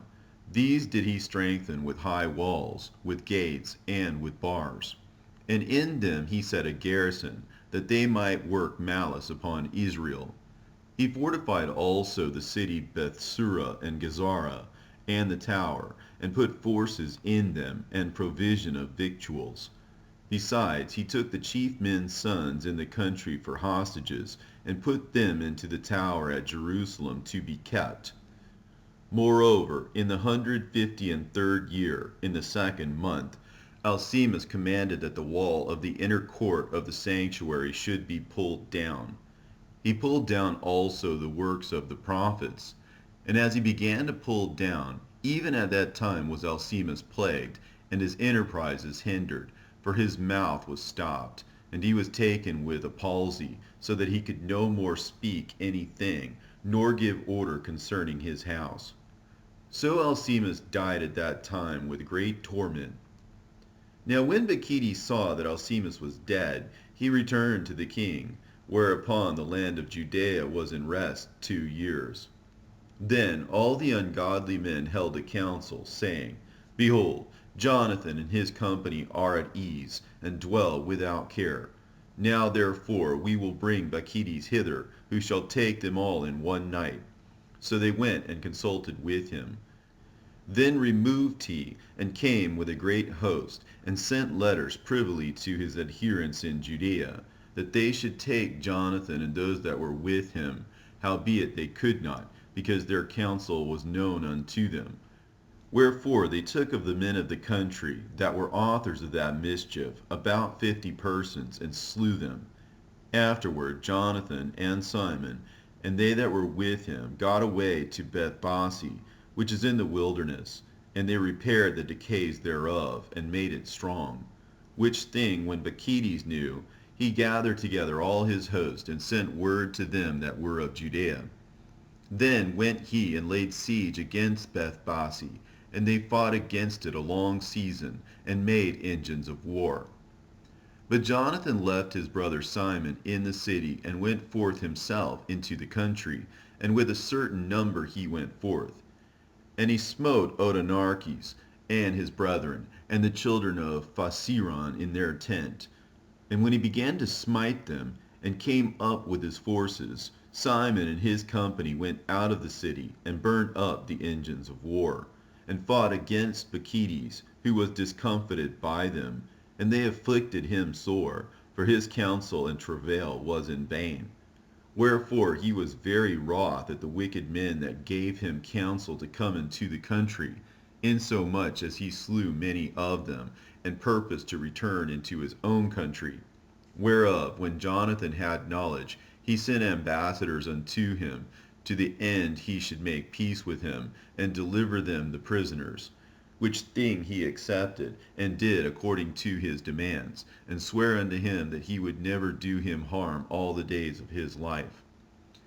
When therefore he had restored unto him the prisoners that he had taken aforetime out of the land of Judea, he returned and went his way into his own land, neither came he any more into their borders. Thus the sword ceased from Israel, but Jonathan dwelt at Maccabees, and began to govern the people, and he destroyed the ungodly men out of Israel. In the 160th year, Alexander, the son of Antiochus, surnamed Epiphanes, went up and took Ptolemais, for the people had received him, by means whereof he reigned there. Now when King Demetrius heard thereof, he gathered together an exceeding great host, and went forth against him to fight. Moreover, Demetrius sent letters unto Jonathan with loving words, so as he magnified him. For said he, Let us first make peace with him, before he join with Alexander against us, else he will remember all the evils that we have done against him, and against his brethren and his people. Wherefore he gave him authority to gather together an host, and to provide weapons, that he might aid him in battle. He commanded also that the hostages that were in the tower should be delivered him. Then came Jonathan to Jerusalem, and read the letters in the audience of all the people, and of them that were in the tower, who were sore afraid when they heard that the king had given him authority to gather together an host. Whereupon they of the tower delivered their hostages unto Jonathan, and he delivered them unto their parents. This done, Jonathan settled himself in Jerusalem, and began to build and repair the city. And he commanded the workmen to build the walls and the Mount Sion round about with square stones for fortification, and they did so. Then the strangers that were in the fortresses which Bacchides had built fled away, insomuch as every man left his place and went into his own country. Only at Bethsura certain of those that had forsaken the law and the commandments remained still, for it was their place of refuge.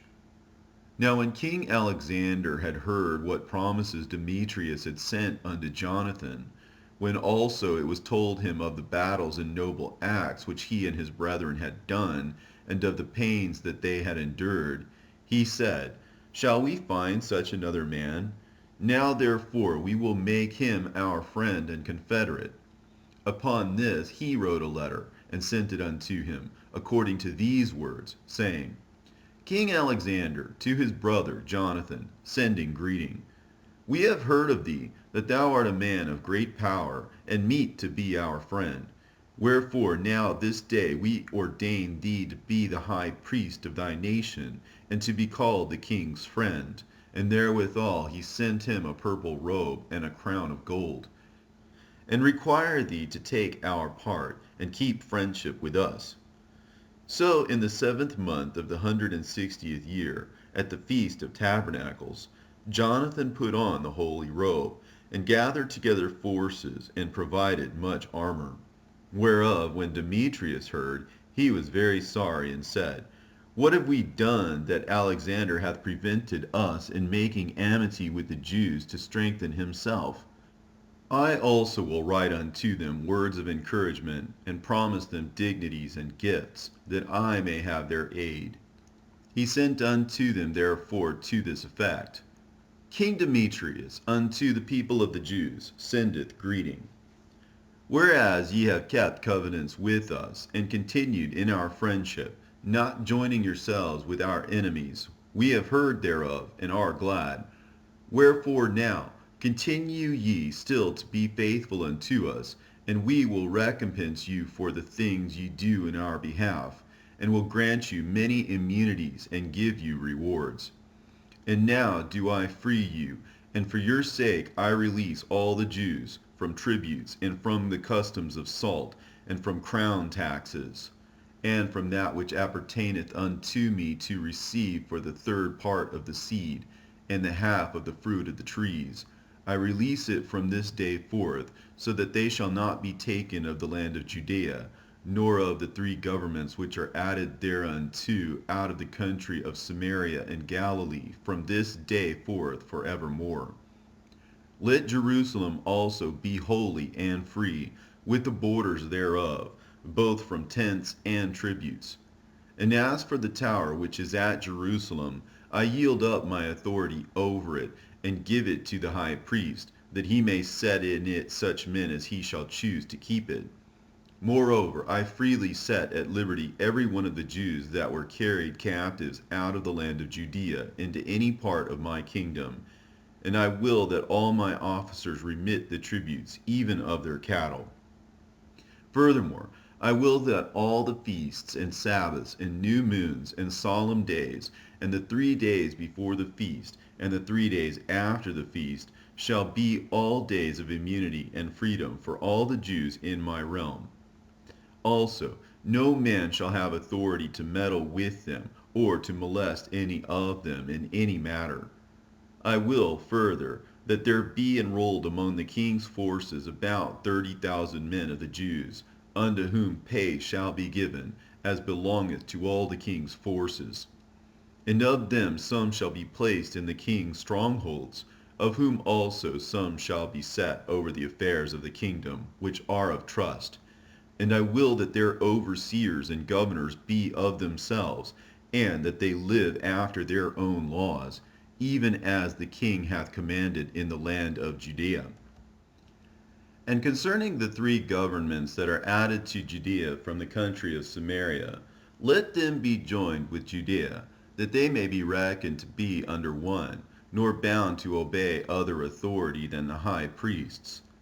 As for Ptolemais and the land pertaining thereto, I give it as a free gift to the sanctuary at Jerusalem for the necessary expenses of the sanctuary.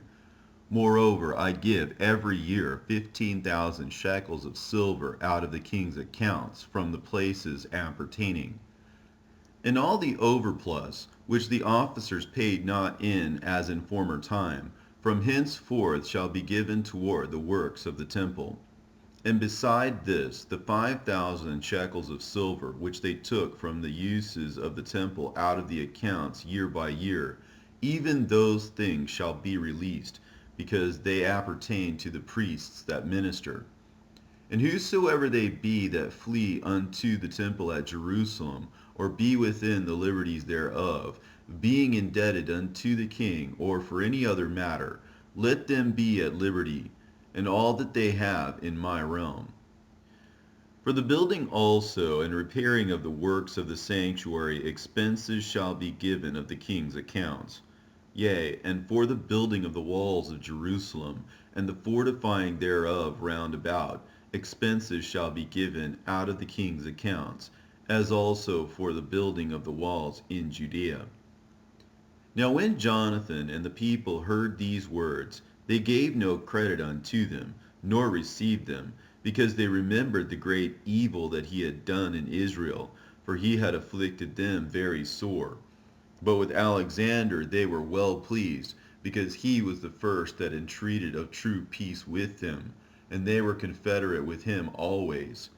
Then gathered King Alexander great forces and camped over against Demetrius.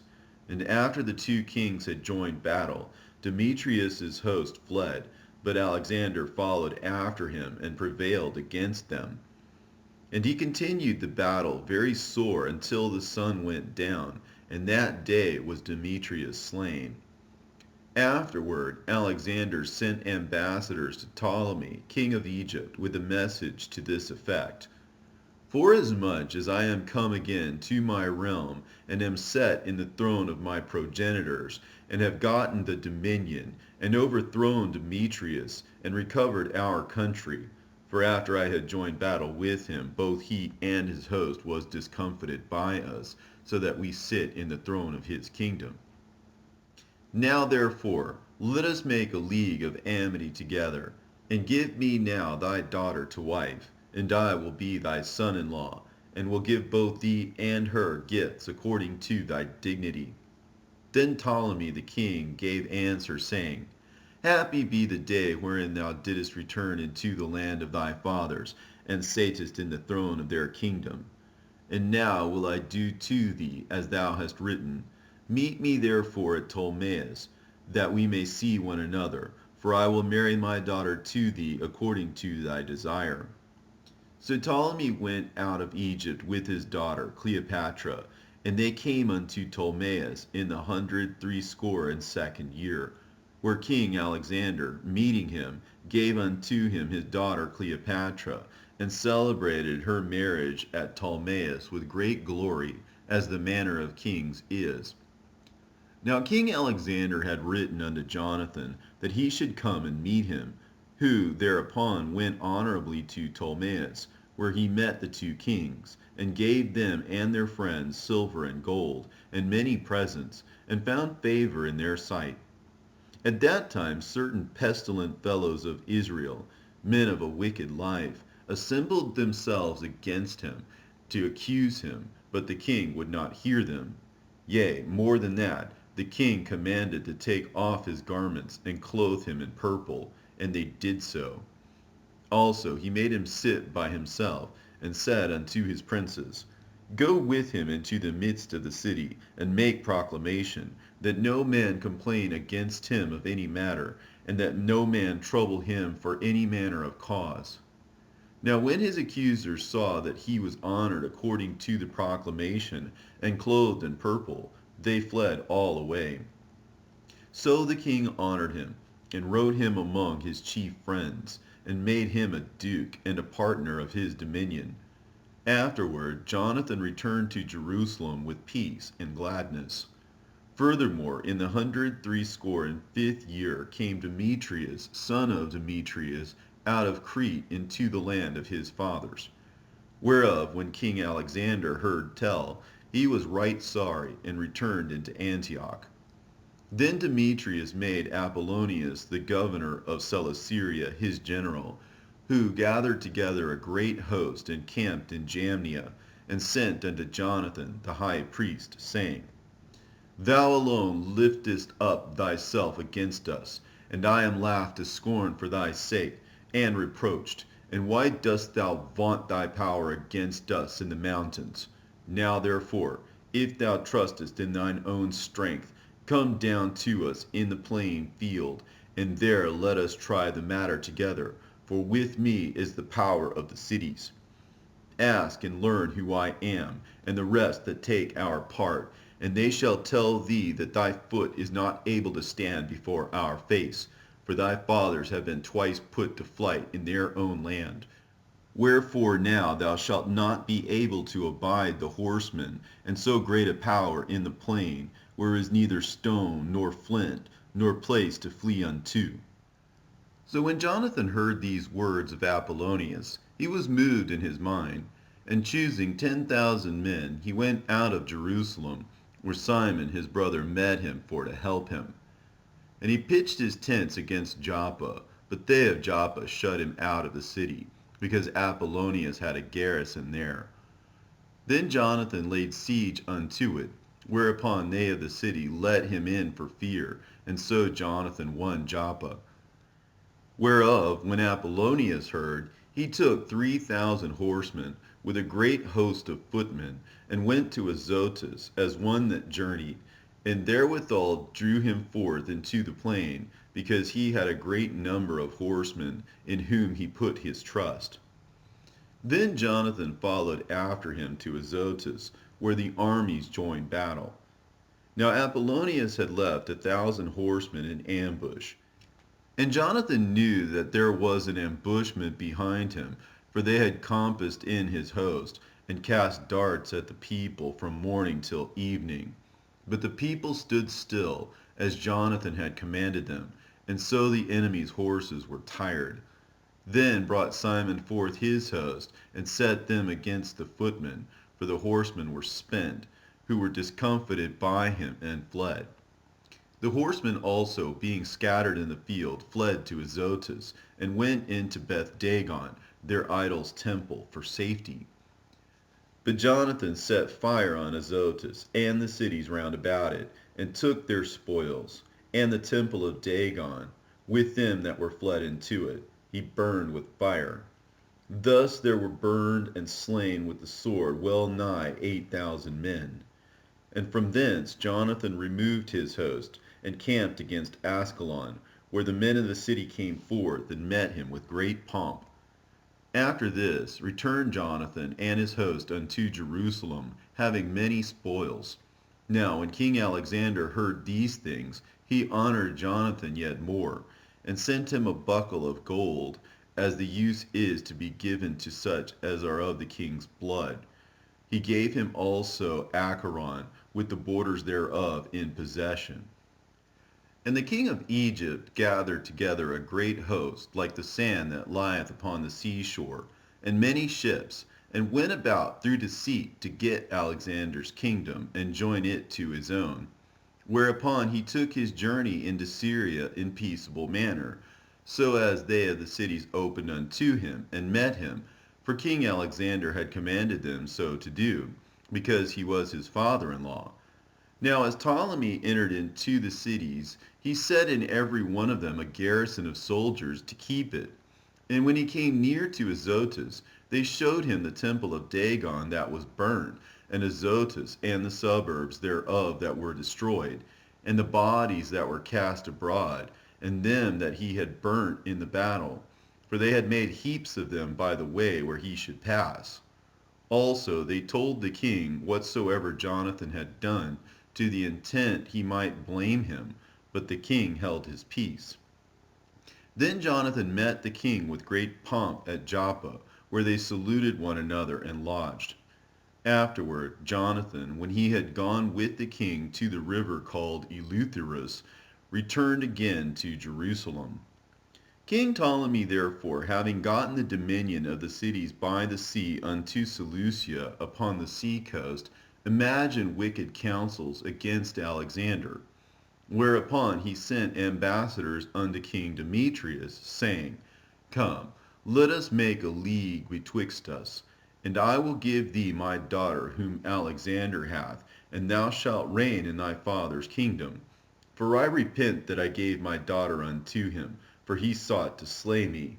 Thus did he slander him, because he was desirous of his kingdom. Wherefore he took his daughter from him, and gave her to Demetrius, and forsook Alexander, so that their hatred was openly known. Then Ptolemy entered into Antioch, where he set 2 crowns upon his head, the crown of Asia and of Egypt. In the mean season was King Alexander in Cilicia, because those that dealt in those parts had revolted from him. But when Alexander heard of this, he came to war against him, whereupon King Ptolemy brought forth his host, and met him with a mighty power, and put him to flight. So Alexander fled into Arabia, there to be defended, but King Ptolemy was exalted. For Zabdiel the Arabian took off Alexander's head, and sent it unto Ptolemy. King Ptolemy also died the 3rd day after, and they that were in the strongholds were slain one of another. By this means Demetrius reigned in the 167th year.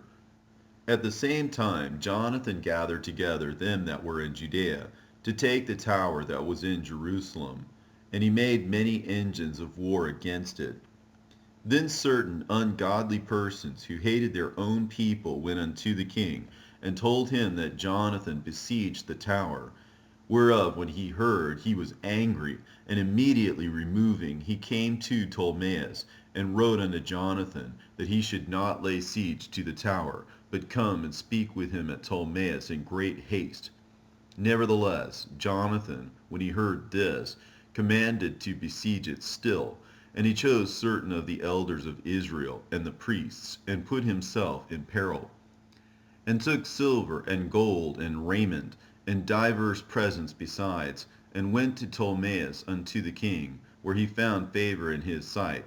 And though certain ungodly men of the people had made complaints against him, yet the king entreated him as his predecessors had done before, and promoted him in the sight of all his friends, and confirmed him in the high priesthood, and in all the honors that he had before, and gave him preeminence among his chief friends.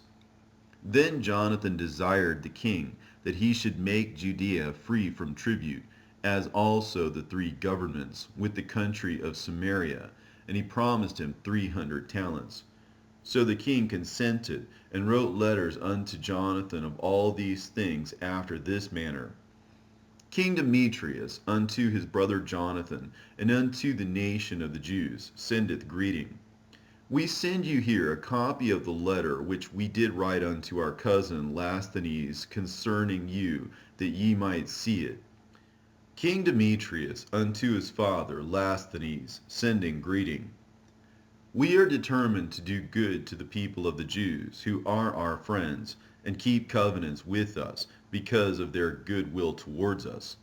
Wherefore we have ratified unto them the borders of Judea, with the 3 governments of Apharima and Lydda and Ramathaim, that are added unto Judea from the country of Samaria, and all things appertaining unto them, for all such as do sacrifice in Jerusalem, instead of the payments which the king received of them yearly aforetime out of the fruits of the earth and of trees.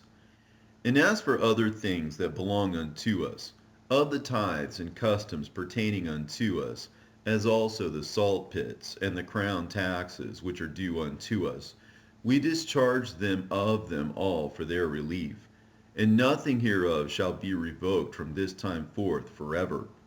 Now therefore see that thou make a copy of these things, and let it be delivered unto Jonathan, and set upon the holy mount in a conspicuous place.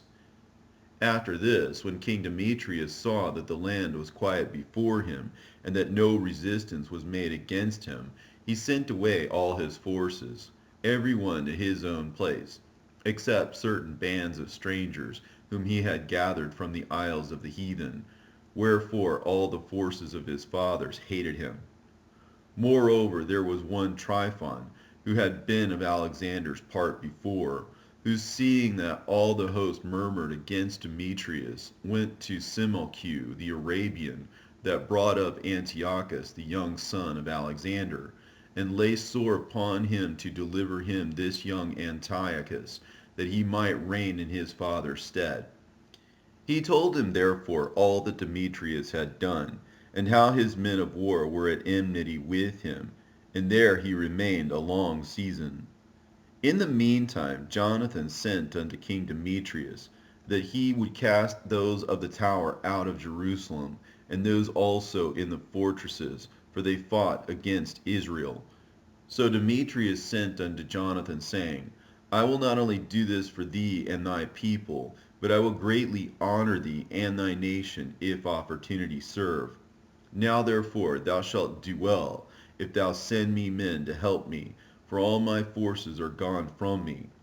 Upon this Jonathan sent him 3,000 strong men unto Antioch, and when they came to the king was very glad of their coming. Howbeit they that were of the city gathered themselves together in the midst of the city, to the number of 120,000 men, and would have slain the king.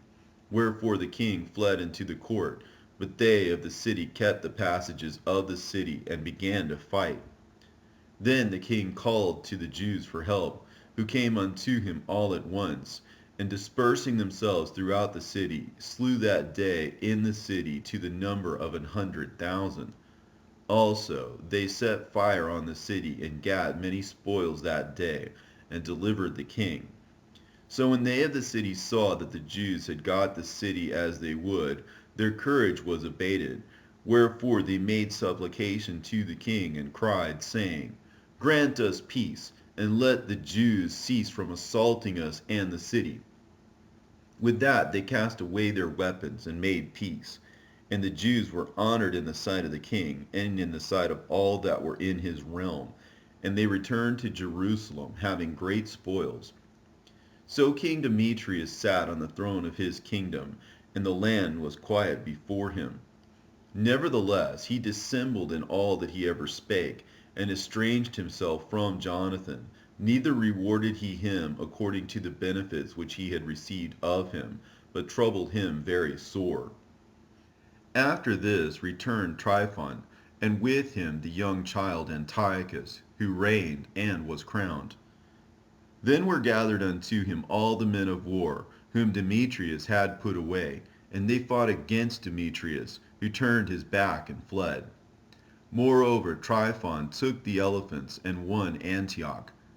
At that time young Antiochus wrote unto Jonathan, saying, I confirm thee in the high priesthood, and appoint thee ruler over the 4 governments, and to be one of the king's friends. Upon this he sent him golden vessels to be served in, and gave him leave to drink in gold, and to be clothed in purple, and to wear a golden buckle. His brother Simon also he made captain from the place called the Ladder of Tyrus unto the borders of Egypt. Then Jonathan went forth and passed through the cities beyond the water, and all the forces of Syria gathered themselves unto him for to help him. And when he came to Ascalon, they of the city met him honorably. From whence he went to Gaza, but they of Gaza shut him out. Wherefore he laid siege unto it, and burned the suburbs thereof with fire, and spoiled them. Afterward, when they of Gaza made supplication unto Jonathan, he made peace with them, and took the sons of their chief men for hostages, and sent them to Jerusalem, and passed through the country unto Damascus. Now when Jonathan heard that Demetrius's princes were come to Cades, which is in Galilee, with a great power, purposing to remove him out of the country, he went to meet them, and left Simon his brother in the country. Then Simon encamped against Bethsura, and fought against it a long season, and shut it up. But they desired to have peace with him, which he granted them, and then put them out from thence, and took the city, and set a garrison in it. As for Jonathan and his host, they pitched at the water of Gennesar, from whence betimes in the morning they gat them to the plain of Nasor. And behold, the host of strangers met them in the plain, who, having laid men in ambush for him in the mountains, came themselves over against him. So when they that lay in ambush rose out of their places and joined battle, all that were of Jonathan's side fled, insomuch as there was not one of them left, except Mattathias the son of Absalom, and Judas the son of Calphi, the captains of the host. Then Jonathan rent his clothes, and cast earth upon his head, and prayed. Afterwards, turning again to battle, he put them to flight, and so they ran away. Now when his own men that were fled saw this, they turned again unto him, and with him pursued them to Cades, even unto their own tents, and there they camped. So there were slain of the heathen that day about 3,000 men, but Jonathan returned to Jerusalem. Now when Jonathan saw that the time served him, he chose certain men, and sent them to Rome, for to confirm and renew the friendship that they had with them. He sent letters also to the Lacedaemonians and to other places, for the same purpose. So they went unto Rome, and entered into the Senate, and said, Jonathan the high priest and the people of the Jews sent us unto you, to the end ye should renew the friendship which ye had with them, and league as in former time. Upon this the Romans gave them letters unto the governors of every place, that they should bring them into the land of Judea peacefully. And this is the copy of the letters which Jonathan wrote to the Lacedaemonians. Jonathan the high priest, and the elders of the nation, and the priests, and the other people of the Jews, unto the Lacedaemonians and their brethren, send greeting. There were letters sent in times past unto Onias the high priest from Darius, who reigned then among you, to signify that ye are our brethren, as the copy here underwritten doth specify. At which time Onias entreated the ambassador that was sent honorably, and received the letters, wherein declaration was made of the league and friendship. Therefore we also, albeit we need none of these things, for that we have the holy books of Scripture in our hands to comfort us, have nevertheless attempted to send unto you for the renewing of brotherhood and friendship, lest we should become strangers unto you altogether. For there is a long time past since ye sent unto us. We therefore at all times, without ceasing, both in our feasts and other convenient days, do remember you in the sacrifices which we offer, and in our prayers, as reason is, and as it becometh us to think upon our brethren. And we are right glad of your honor. As for ourselves, we have had great troubles and wars on every side, for so much as the kings that are round about us have fought against us. Howbeit we would not be troublesome unto you, nor others of our confederates and friends in these wars, for we have help from heaven that succoureth us, so as we are delivered from our enemies, and our enemies are brought under foot. For this cause we chose Numemius, the son of Antiochus, and Antipater, the son of Jason, and sent them unto the Romans to renew the amity that we had with them, and the former league. We commanded them also to go unto you, and to salute you, and to deliver you our letters concerning the renewing of our brotherhood. Wherefore now ye shall do well to give us an answer thereto. And this is the copy of the letters which Oniares sent, Arius, king of the Lacedaemonians, to Onias the high priest, greeting. It is found in writing that the Lacedaemonians and Jews are brethren, and that they are of the stock of Abraham. Now therefore, since this is come to our knowledge, ye shall do well to write unto us of your prosperity. We do write back again to you, that your cattle and goods are ours, and ours are yours. We do command therefore our ambassadors to make report unto you on this wise. Now when Jonathan heard that Demetrius's princes were come to fight against him with a greater host than afore, he removed from Jerusalem, and met them in the land of Amathus, for he gave them no respite to enter his country. He sent spies also unto their tents, who came again and told him that they were appointed to come upon them in the night season.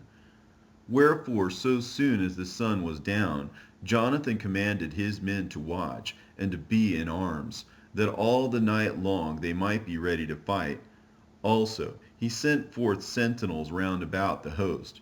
But when the adversaries heard that Jonathan and his men were ready for battle, they feared and trembled in their hearts, and they kindled fires in their camp. Howbeit Jonathan and his company knew it not till the morning, for they saw the lights burning. Then Jonathan pursued after them, but overtook them not, for they were gone over the river Eleutherus. Wherefore Jonathan turned to the Arabians, who were called Zabadeans, and smote them, and took their spoils. And removing thence he came to Damascus, and so passed through all the country. Simon also went forth, and passed through the country unto Ascalon, and the holds there adjoining, from whence he turned aside to Joppa, and won it. For he had heard that they would deliver the hold unto them that took Demetrius's part, wherefore he set a garrison there to keep it.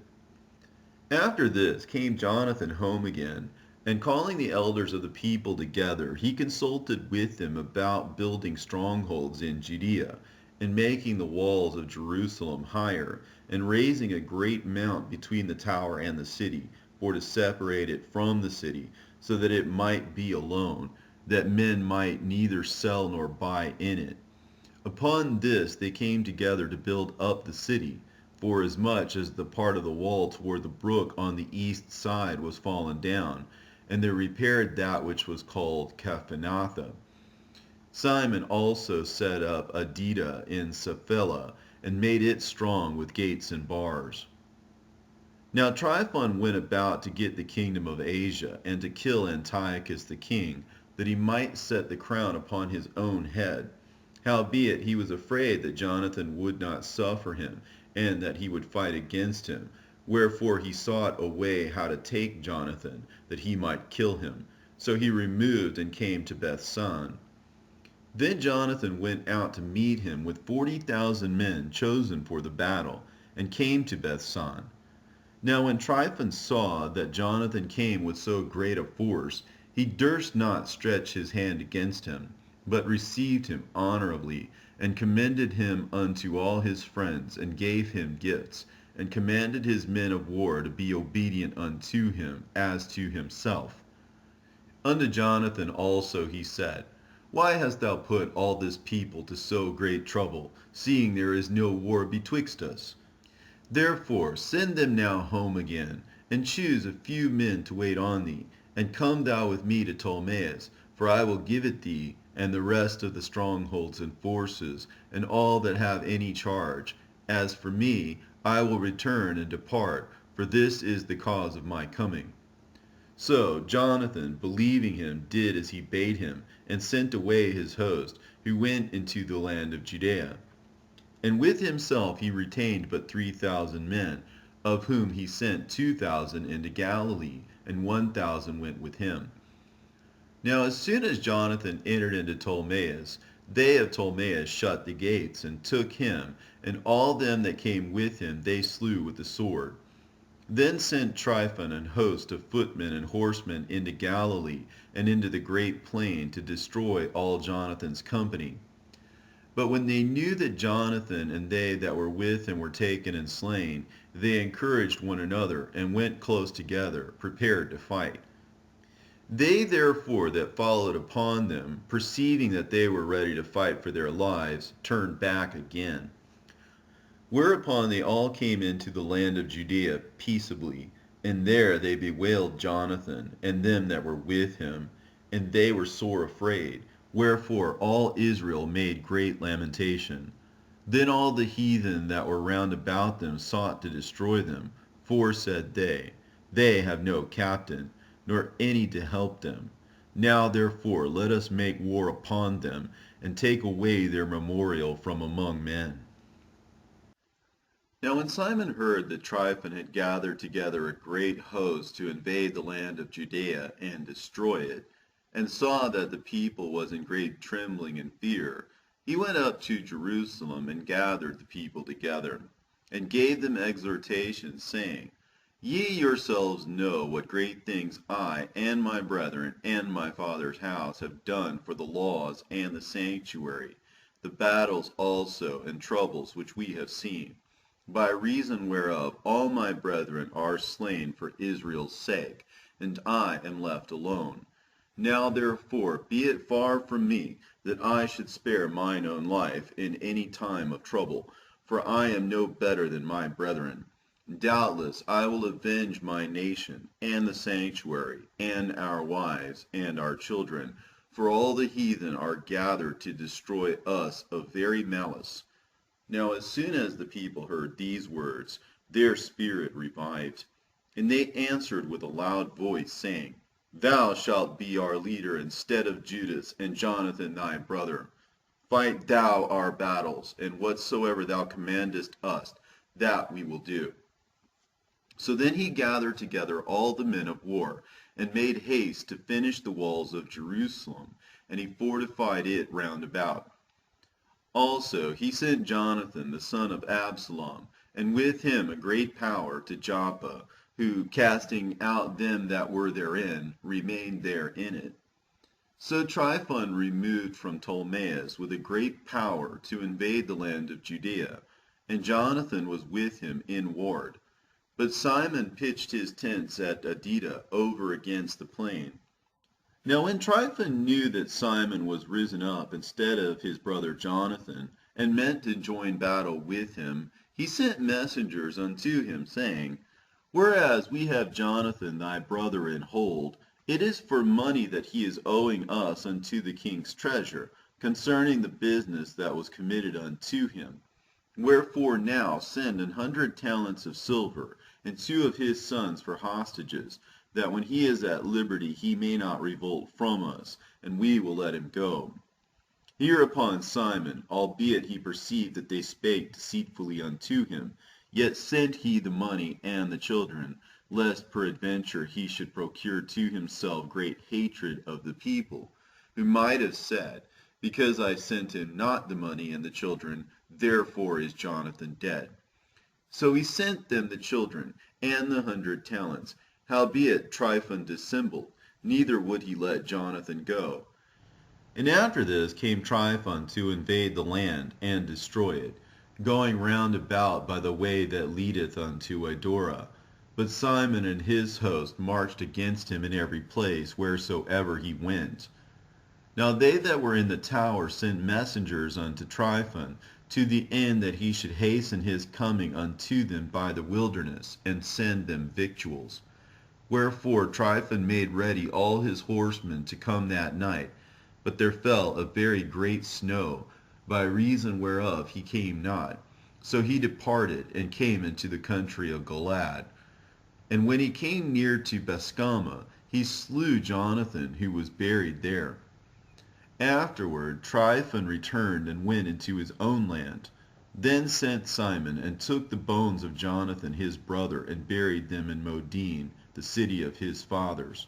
And all Israel made great lamentation for him, and bewailed him many days. Simon also built a monument upon the sepulchre of his father and his brethren, and raised it aloft to the site, with hewn stone behind and before. Moreover, he set up 7 pyramids, one against another, for his father and his mother and his 4 brethren.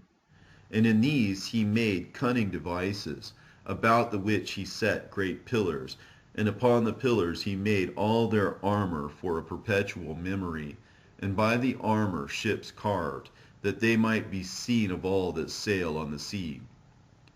This is the sepulchre which he made at Modin, and it standeth yet unto this day. Now Tryphon dealt deceitfully with the young king Antiochus, and slew him. And he reigned in his stead, and crowned himself king of Asia, and brought a great calamity upon the land. Then Simon built up the strongholds in Judea, and fenced them about with high towers, and great walls, and gates, and bars, and laid up victuals therein. Moreover, Simon chose men, and sent to King Demetrius, to the end he should give the land an immunity, because all that Tryphon did was to spoil. unto whom King Demetrius answered and wrote after this manner. King Demetrius unto Simon the high priest and friend of kings, as also unto the elders and nation of the Jews, sendeth greeting. The golden crown and the scarlet robe which he sent unto us we have received, and we are ready to make a steadfast peace with you, yea, and to write unto our officers, to confirm the immunities which we have granted. And whatsoever covenants we have made with you shall stand, and the strongholds which ye have builded shall be your own. As for any oversight or fault committed unto this day, we forgive it, and the crown tax also which ye owe us. And if there were any other tribute paid in Jerusalem, it shall no more be paid. And look, who are meet among you to be in our court, let them be enrolled, and let there be peace betwixt us. Thus the yoke of the heathen was taken away from Israel in the 170th year. Then the people of Israel began to write in their instruments and contracts, in the first year of Simon the high priest, the governor and leader of the Jews. In those days Simon camped against Gaza and besieged it round about. He made also an engine of war, and set it by the city, and battered a certain tower, and took it. And they that were in the engine leapt into the city, whereupon there was a great uproar in the city, insomuch as the people of the city rent their clothes, and climbed upon the walls with their wives and children, and cried with a loud voice, beseeching Simon to grant them peace. And they said, Deal not with us according to our wickedness, but according to thy mercy. So Simon was appeased toward them, and fought no more against them, but put them out of the city, and cleansed the houses wherein the idols were, and so entered into it with songs and thanksgiving. Yea, he put all uncleanness out of it, and placed such men there as would keep the law, and made it stronger than it was before, and built therein a dwelling place for himself. They also of the tower in Jerusalem were kept so strait that they could neither come forth nor go into the country, nor buy nor sell. Wherefore they were in great distress for want of victuals, and a great number of them perished through famine. Then cried they to Simon, beseeching him to be at one with them, which thing he granted them. And when he had put them out from thence, he cleansed the tower from pollutions, and entered into it the 23rd day of the 2nd month, in the 171st year, with thanksgiving and branches of palm trees, and with harps and cymbals, and with vials and hymns and songs, because there was destroyed a great enemy out of Israel. He ordained also that the day should be kept every year with gladness. Moreover, the hill of the temple that was by the tower he made stronger than it was, and there he dwelt himself with his company. And when Simon saw that John his son was a valiant man, he made him captain of all the hosts, and he dwelt in Gazara. Now in the 162nd year, King Demetrius gathered his forces together and went into Media, to get him help to fight against Tryphon. But when Arsaces, the king of Persia and Media, heard that Demetrius was entered within his borders, he sent one of his princes to take him alive, who went and smote the host of Demetrius, and took him, and brought him to Arsaces, by whom he was put in ward. As for the land of Judea, that was quiet all the days of Simon, for he sought the good of his nation in such wise as that evermore his authority and honor pleased them well. And as he was honorable in all his acts, so in this, that he took Joppa for an haven, and made an entrance to the isles of the sea, and enlarged the bounds of his nation, and recovered the country, and gathered together a great number of captives, and had the dominion of Gazara, and Bethsura, and the tower, out of the which he took all uncleanness, neither was there any that resisted him. Then did they till their ground in peace, and the earth gave her increase, and the trees of the field their fruit. The ancient men sat all in the streets, communing together of good things, and the young men put on glorious and warlike apparel. He provided victuals for the cities, and set in them all manner of munition, so that his honorable name was renowned unto the end of the world. He made peace in the land, and Israel rejoiced with great joy, for every man sat under his vine and his fig tree, and there was none to fray them, neither was there any left in the land to fight against them. Yea, the kings themselves were overthrown in those days. Moreover, he strengthened all those of his people that were brought low. The law he searched out, and every contemner of the law and wicked person he took away. He beautified the sanctuary, and multiplied the vessels of the temple. Now when it was heard at Rome, and as far as Sparta, that Jonathan was dead, they were very sorry. But as soon as they heard that his brother Simon was made high priest in his stead, and ruled the country and the cities therein, they wrote unto him in tables of brass to renew the friendship and league which they had made with Judas and Jonathan his brethren. Which writings were read before the congregation at Jerusalem. And this is the copy of the letters that the Lacedaemonians sent. The rulers of the Lacedaemonians with the city, unto Simon the high priest, and the elders and priests, and residue of the people of the Jews, our brethren, send greeting. The ambassadors that were sent unto our people certified us of your glory and honor, wherefore we were glad of their coming, and did register the things that they spake in the council of the people in this manner.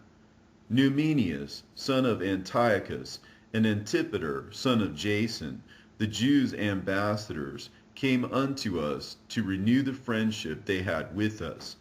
And it pleased the people to entertain the men honorably, and to put the copy of their assemblage in public records, to the end that the people of the Lacedaemonians might have a memorial thereof. Furthermore, we have written a copy thereof unto Simon the high priest. After this, Simon sent Numenius to Rome with a great shield of gold of 1,000 pound weight, to confirm the league with them.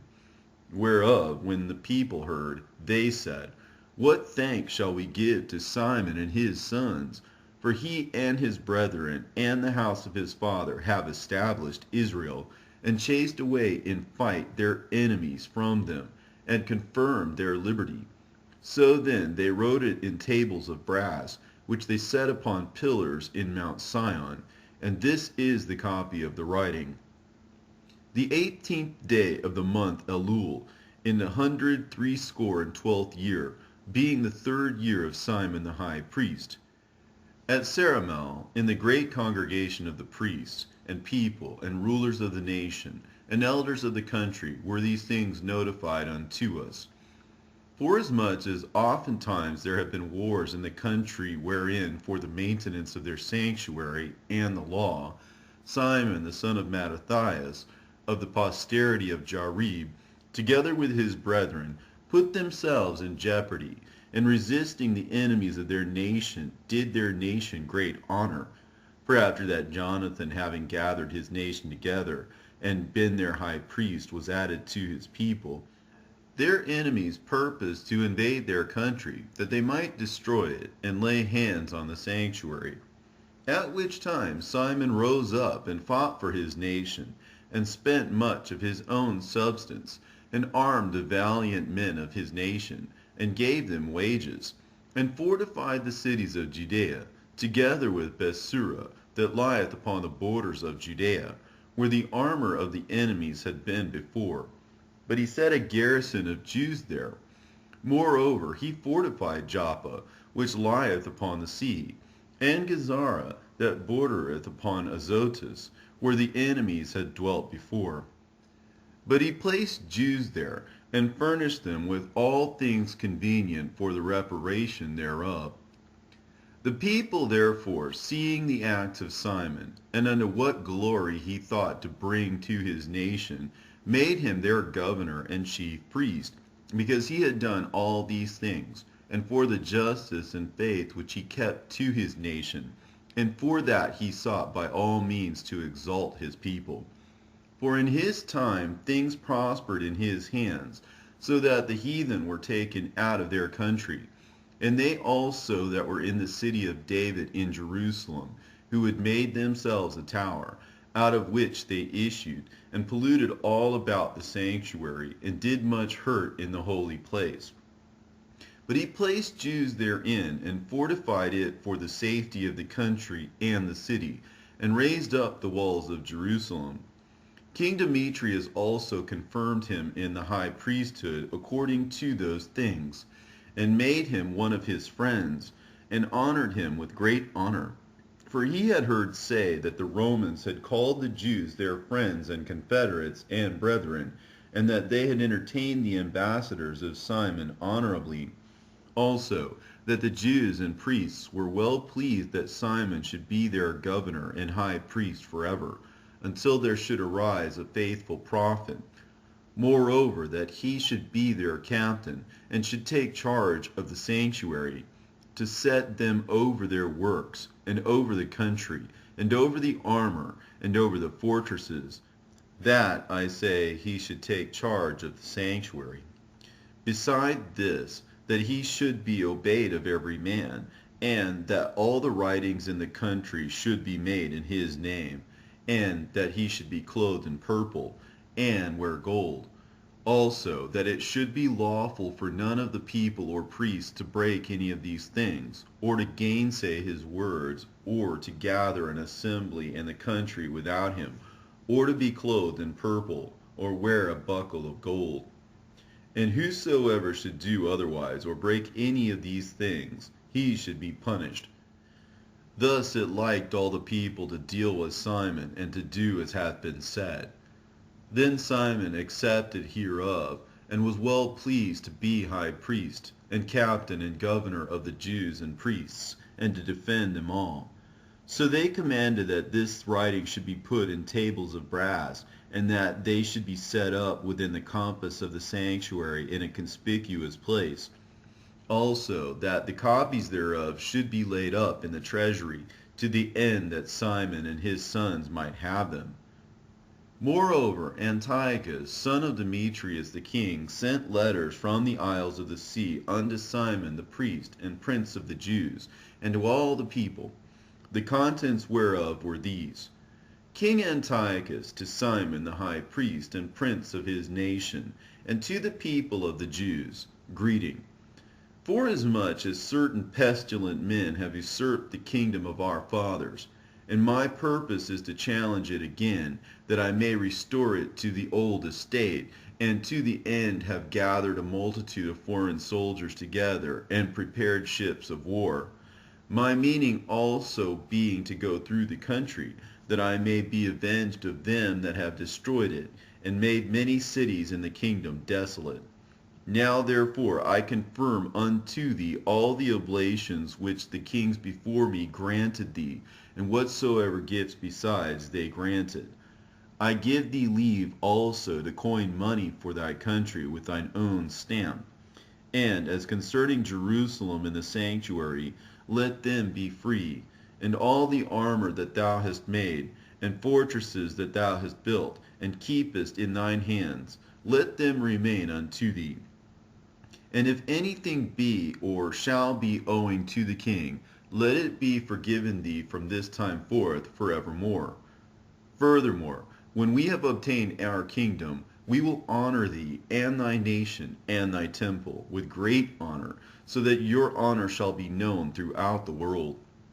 In the 163 year, when Antiochus into the land of his fathers, at which time all the forces came together unto him, so that few were left with Tryphon. Therefore, being pursued by King Antiochus, he fled unto Dora, which lieth by the seaside, for he saw that troubles came upon him all at once, and that his forces had forsaken him. Then camped Antiochus against Dora, having with him 120,000 men of war, and 8,000 horsemen. And when he had compassed the city round about, and joined ships close to the town on the seaside, He vexed the city by land and by sea, neither suffered he any to go out or in. In the mean season came Numenius and his company from Rome, having letters to the kings and countries, wherein were written these things. Lucius, consul of the Romans, unto King Ptolemy, greeting. The Jews' ambassadors, our friends and confederates, came unto us to renew the old friendship and league, being sent from Simon the high priest, and from the people of the Jews. And they brought a shield of gold of 1,000 pounds. We thought it good therefore to write unto the kings and countries, that they should do them no harm, nor fight against them, their cities or countries, nor yet aid their enemies against them. It seemed also good to us to receive the shield of them. If therefore there be any pestilent fellows that have fled from their country unto you, deliver them unto Simon the high priest, that he may punish them according to their own law. The same things wrote he likewise unto Demetrius the king, and Attalus, to Ariarathes and Arsaces, and to all the countries, to Samsames and the Lacedaemonians, and to Delos, and Mindus, and Sicyon, and Caria, and Samos, and Pamphylia, and Lycia, and Halicarnassus, and Rhodus, and Phasaelis, and Cos, and Sidon, and Aretas, and Gortina, and Cnidus, and Cyprus, and Cyrene. And the copy hereof they wrote to Simon the high priest. So Antiochus the king camped against Dora the second day, assaulting it continually, and making engines, by which means he shut up Tryphon, that he could neither go in nor out. At that time Simon sent him 2,000 chosen men to aid him, silver also, and gold, and much armor. Nevertheless he would not receive them, but brake all the covenants which he had made with him afore, and became strange unto him. Furthermore he sent unto him Athenobius, one of his friends, to commune with him, and say, Ye withhold Joppa and Gazara, with the tower that is in Jerusalem, which are cities of my realm. The borders thereof ye have wasted, and done great hurt in the land, and got the dominion of many places within my kingdom. Now therefore deliver the cities which ye have taken, and the tributes of the places whereof ye have gotten dominion without the borders of Judea, or else give me for them 500 talents of silver, and for the harm that ye have done, and the tributes of the cities, other 500 talents. If not, we will come and fight against you.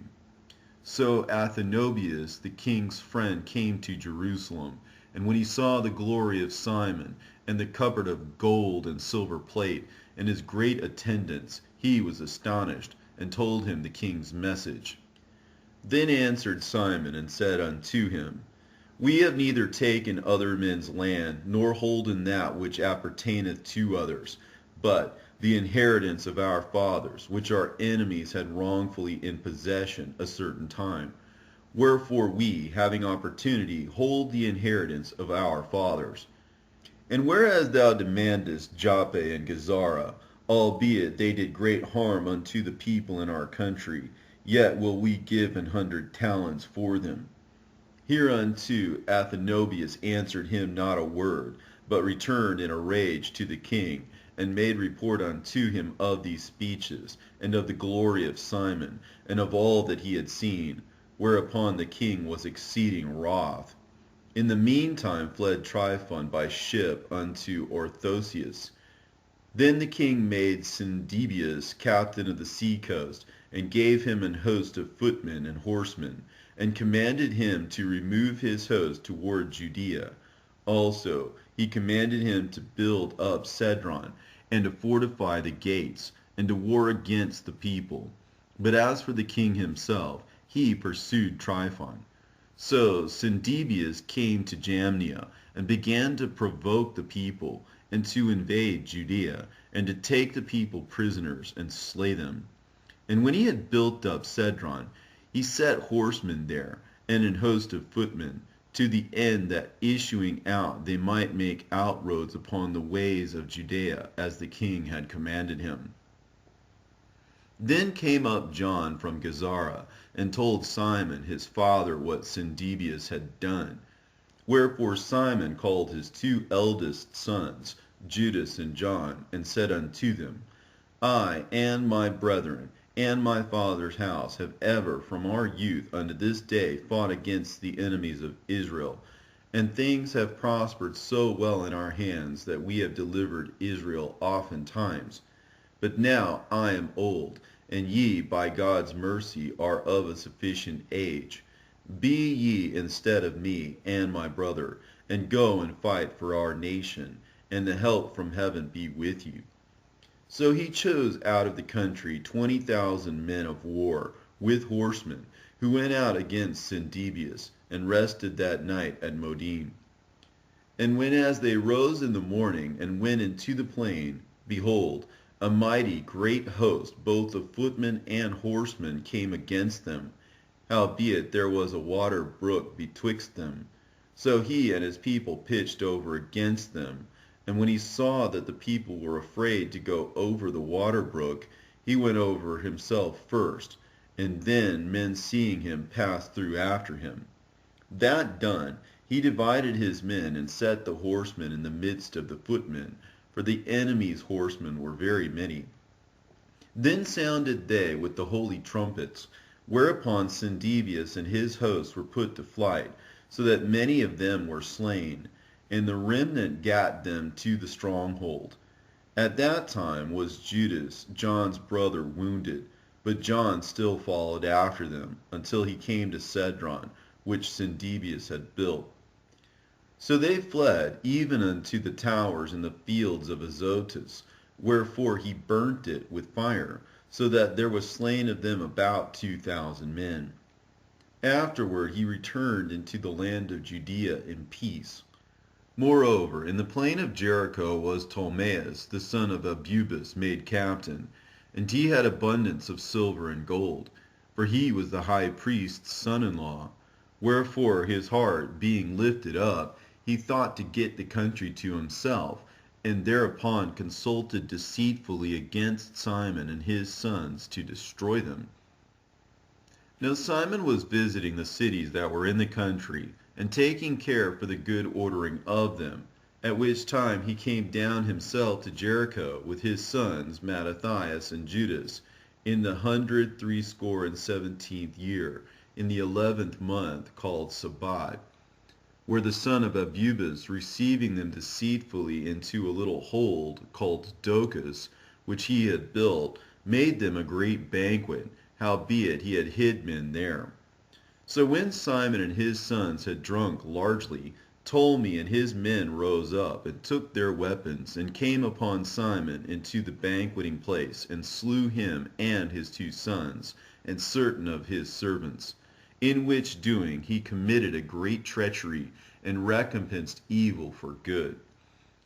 Then Ptolemy wrote these things, and sent to the king, that he should send him an host to aid him, and he would deliver him the country and cities. He sent others also to Gazara to kill John, and unto the tribunes he sent letters to come unto him, that he might give them silver and gold and rewards. And others he sent to take Jerusalem and the mountain of the temple. Now one had run afore to Gazara, and told John that his father and brethren were slain, and, quoth he, Ptolemy hath sent to slay thee also. Hereof when he heard, he was sore astonished. So he laid hands on them that were come to destroy him, and slew them, for he knew that they sought to make him away.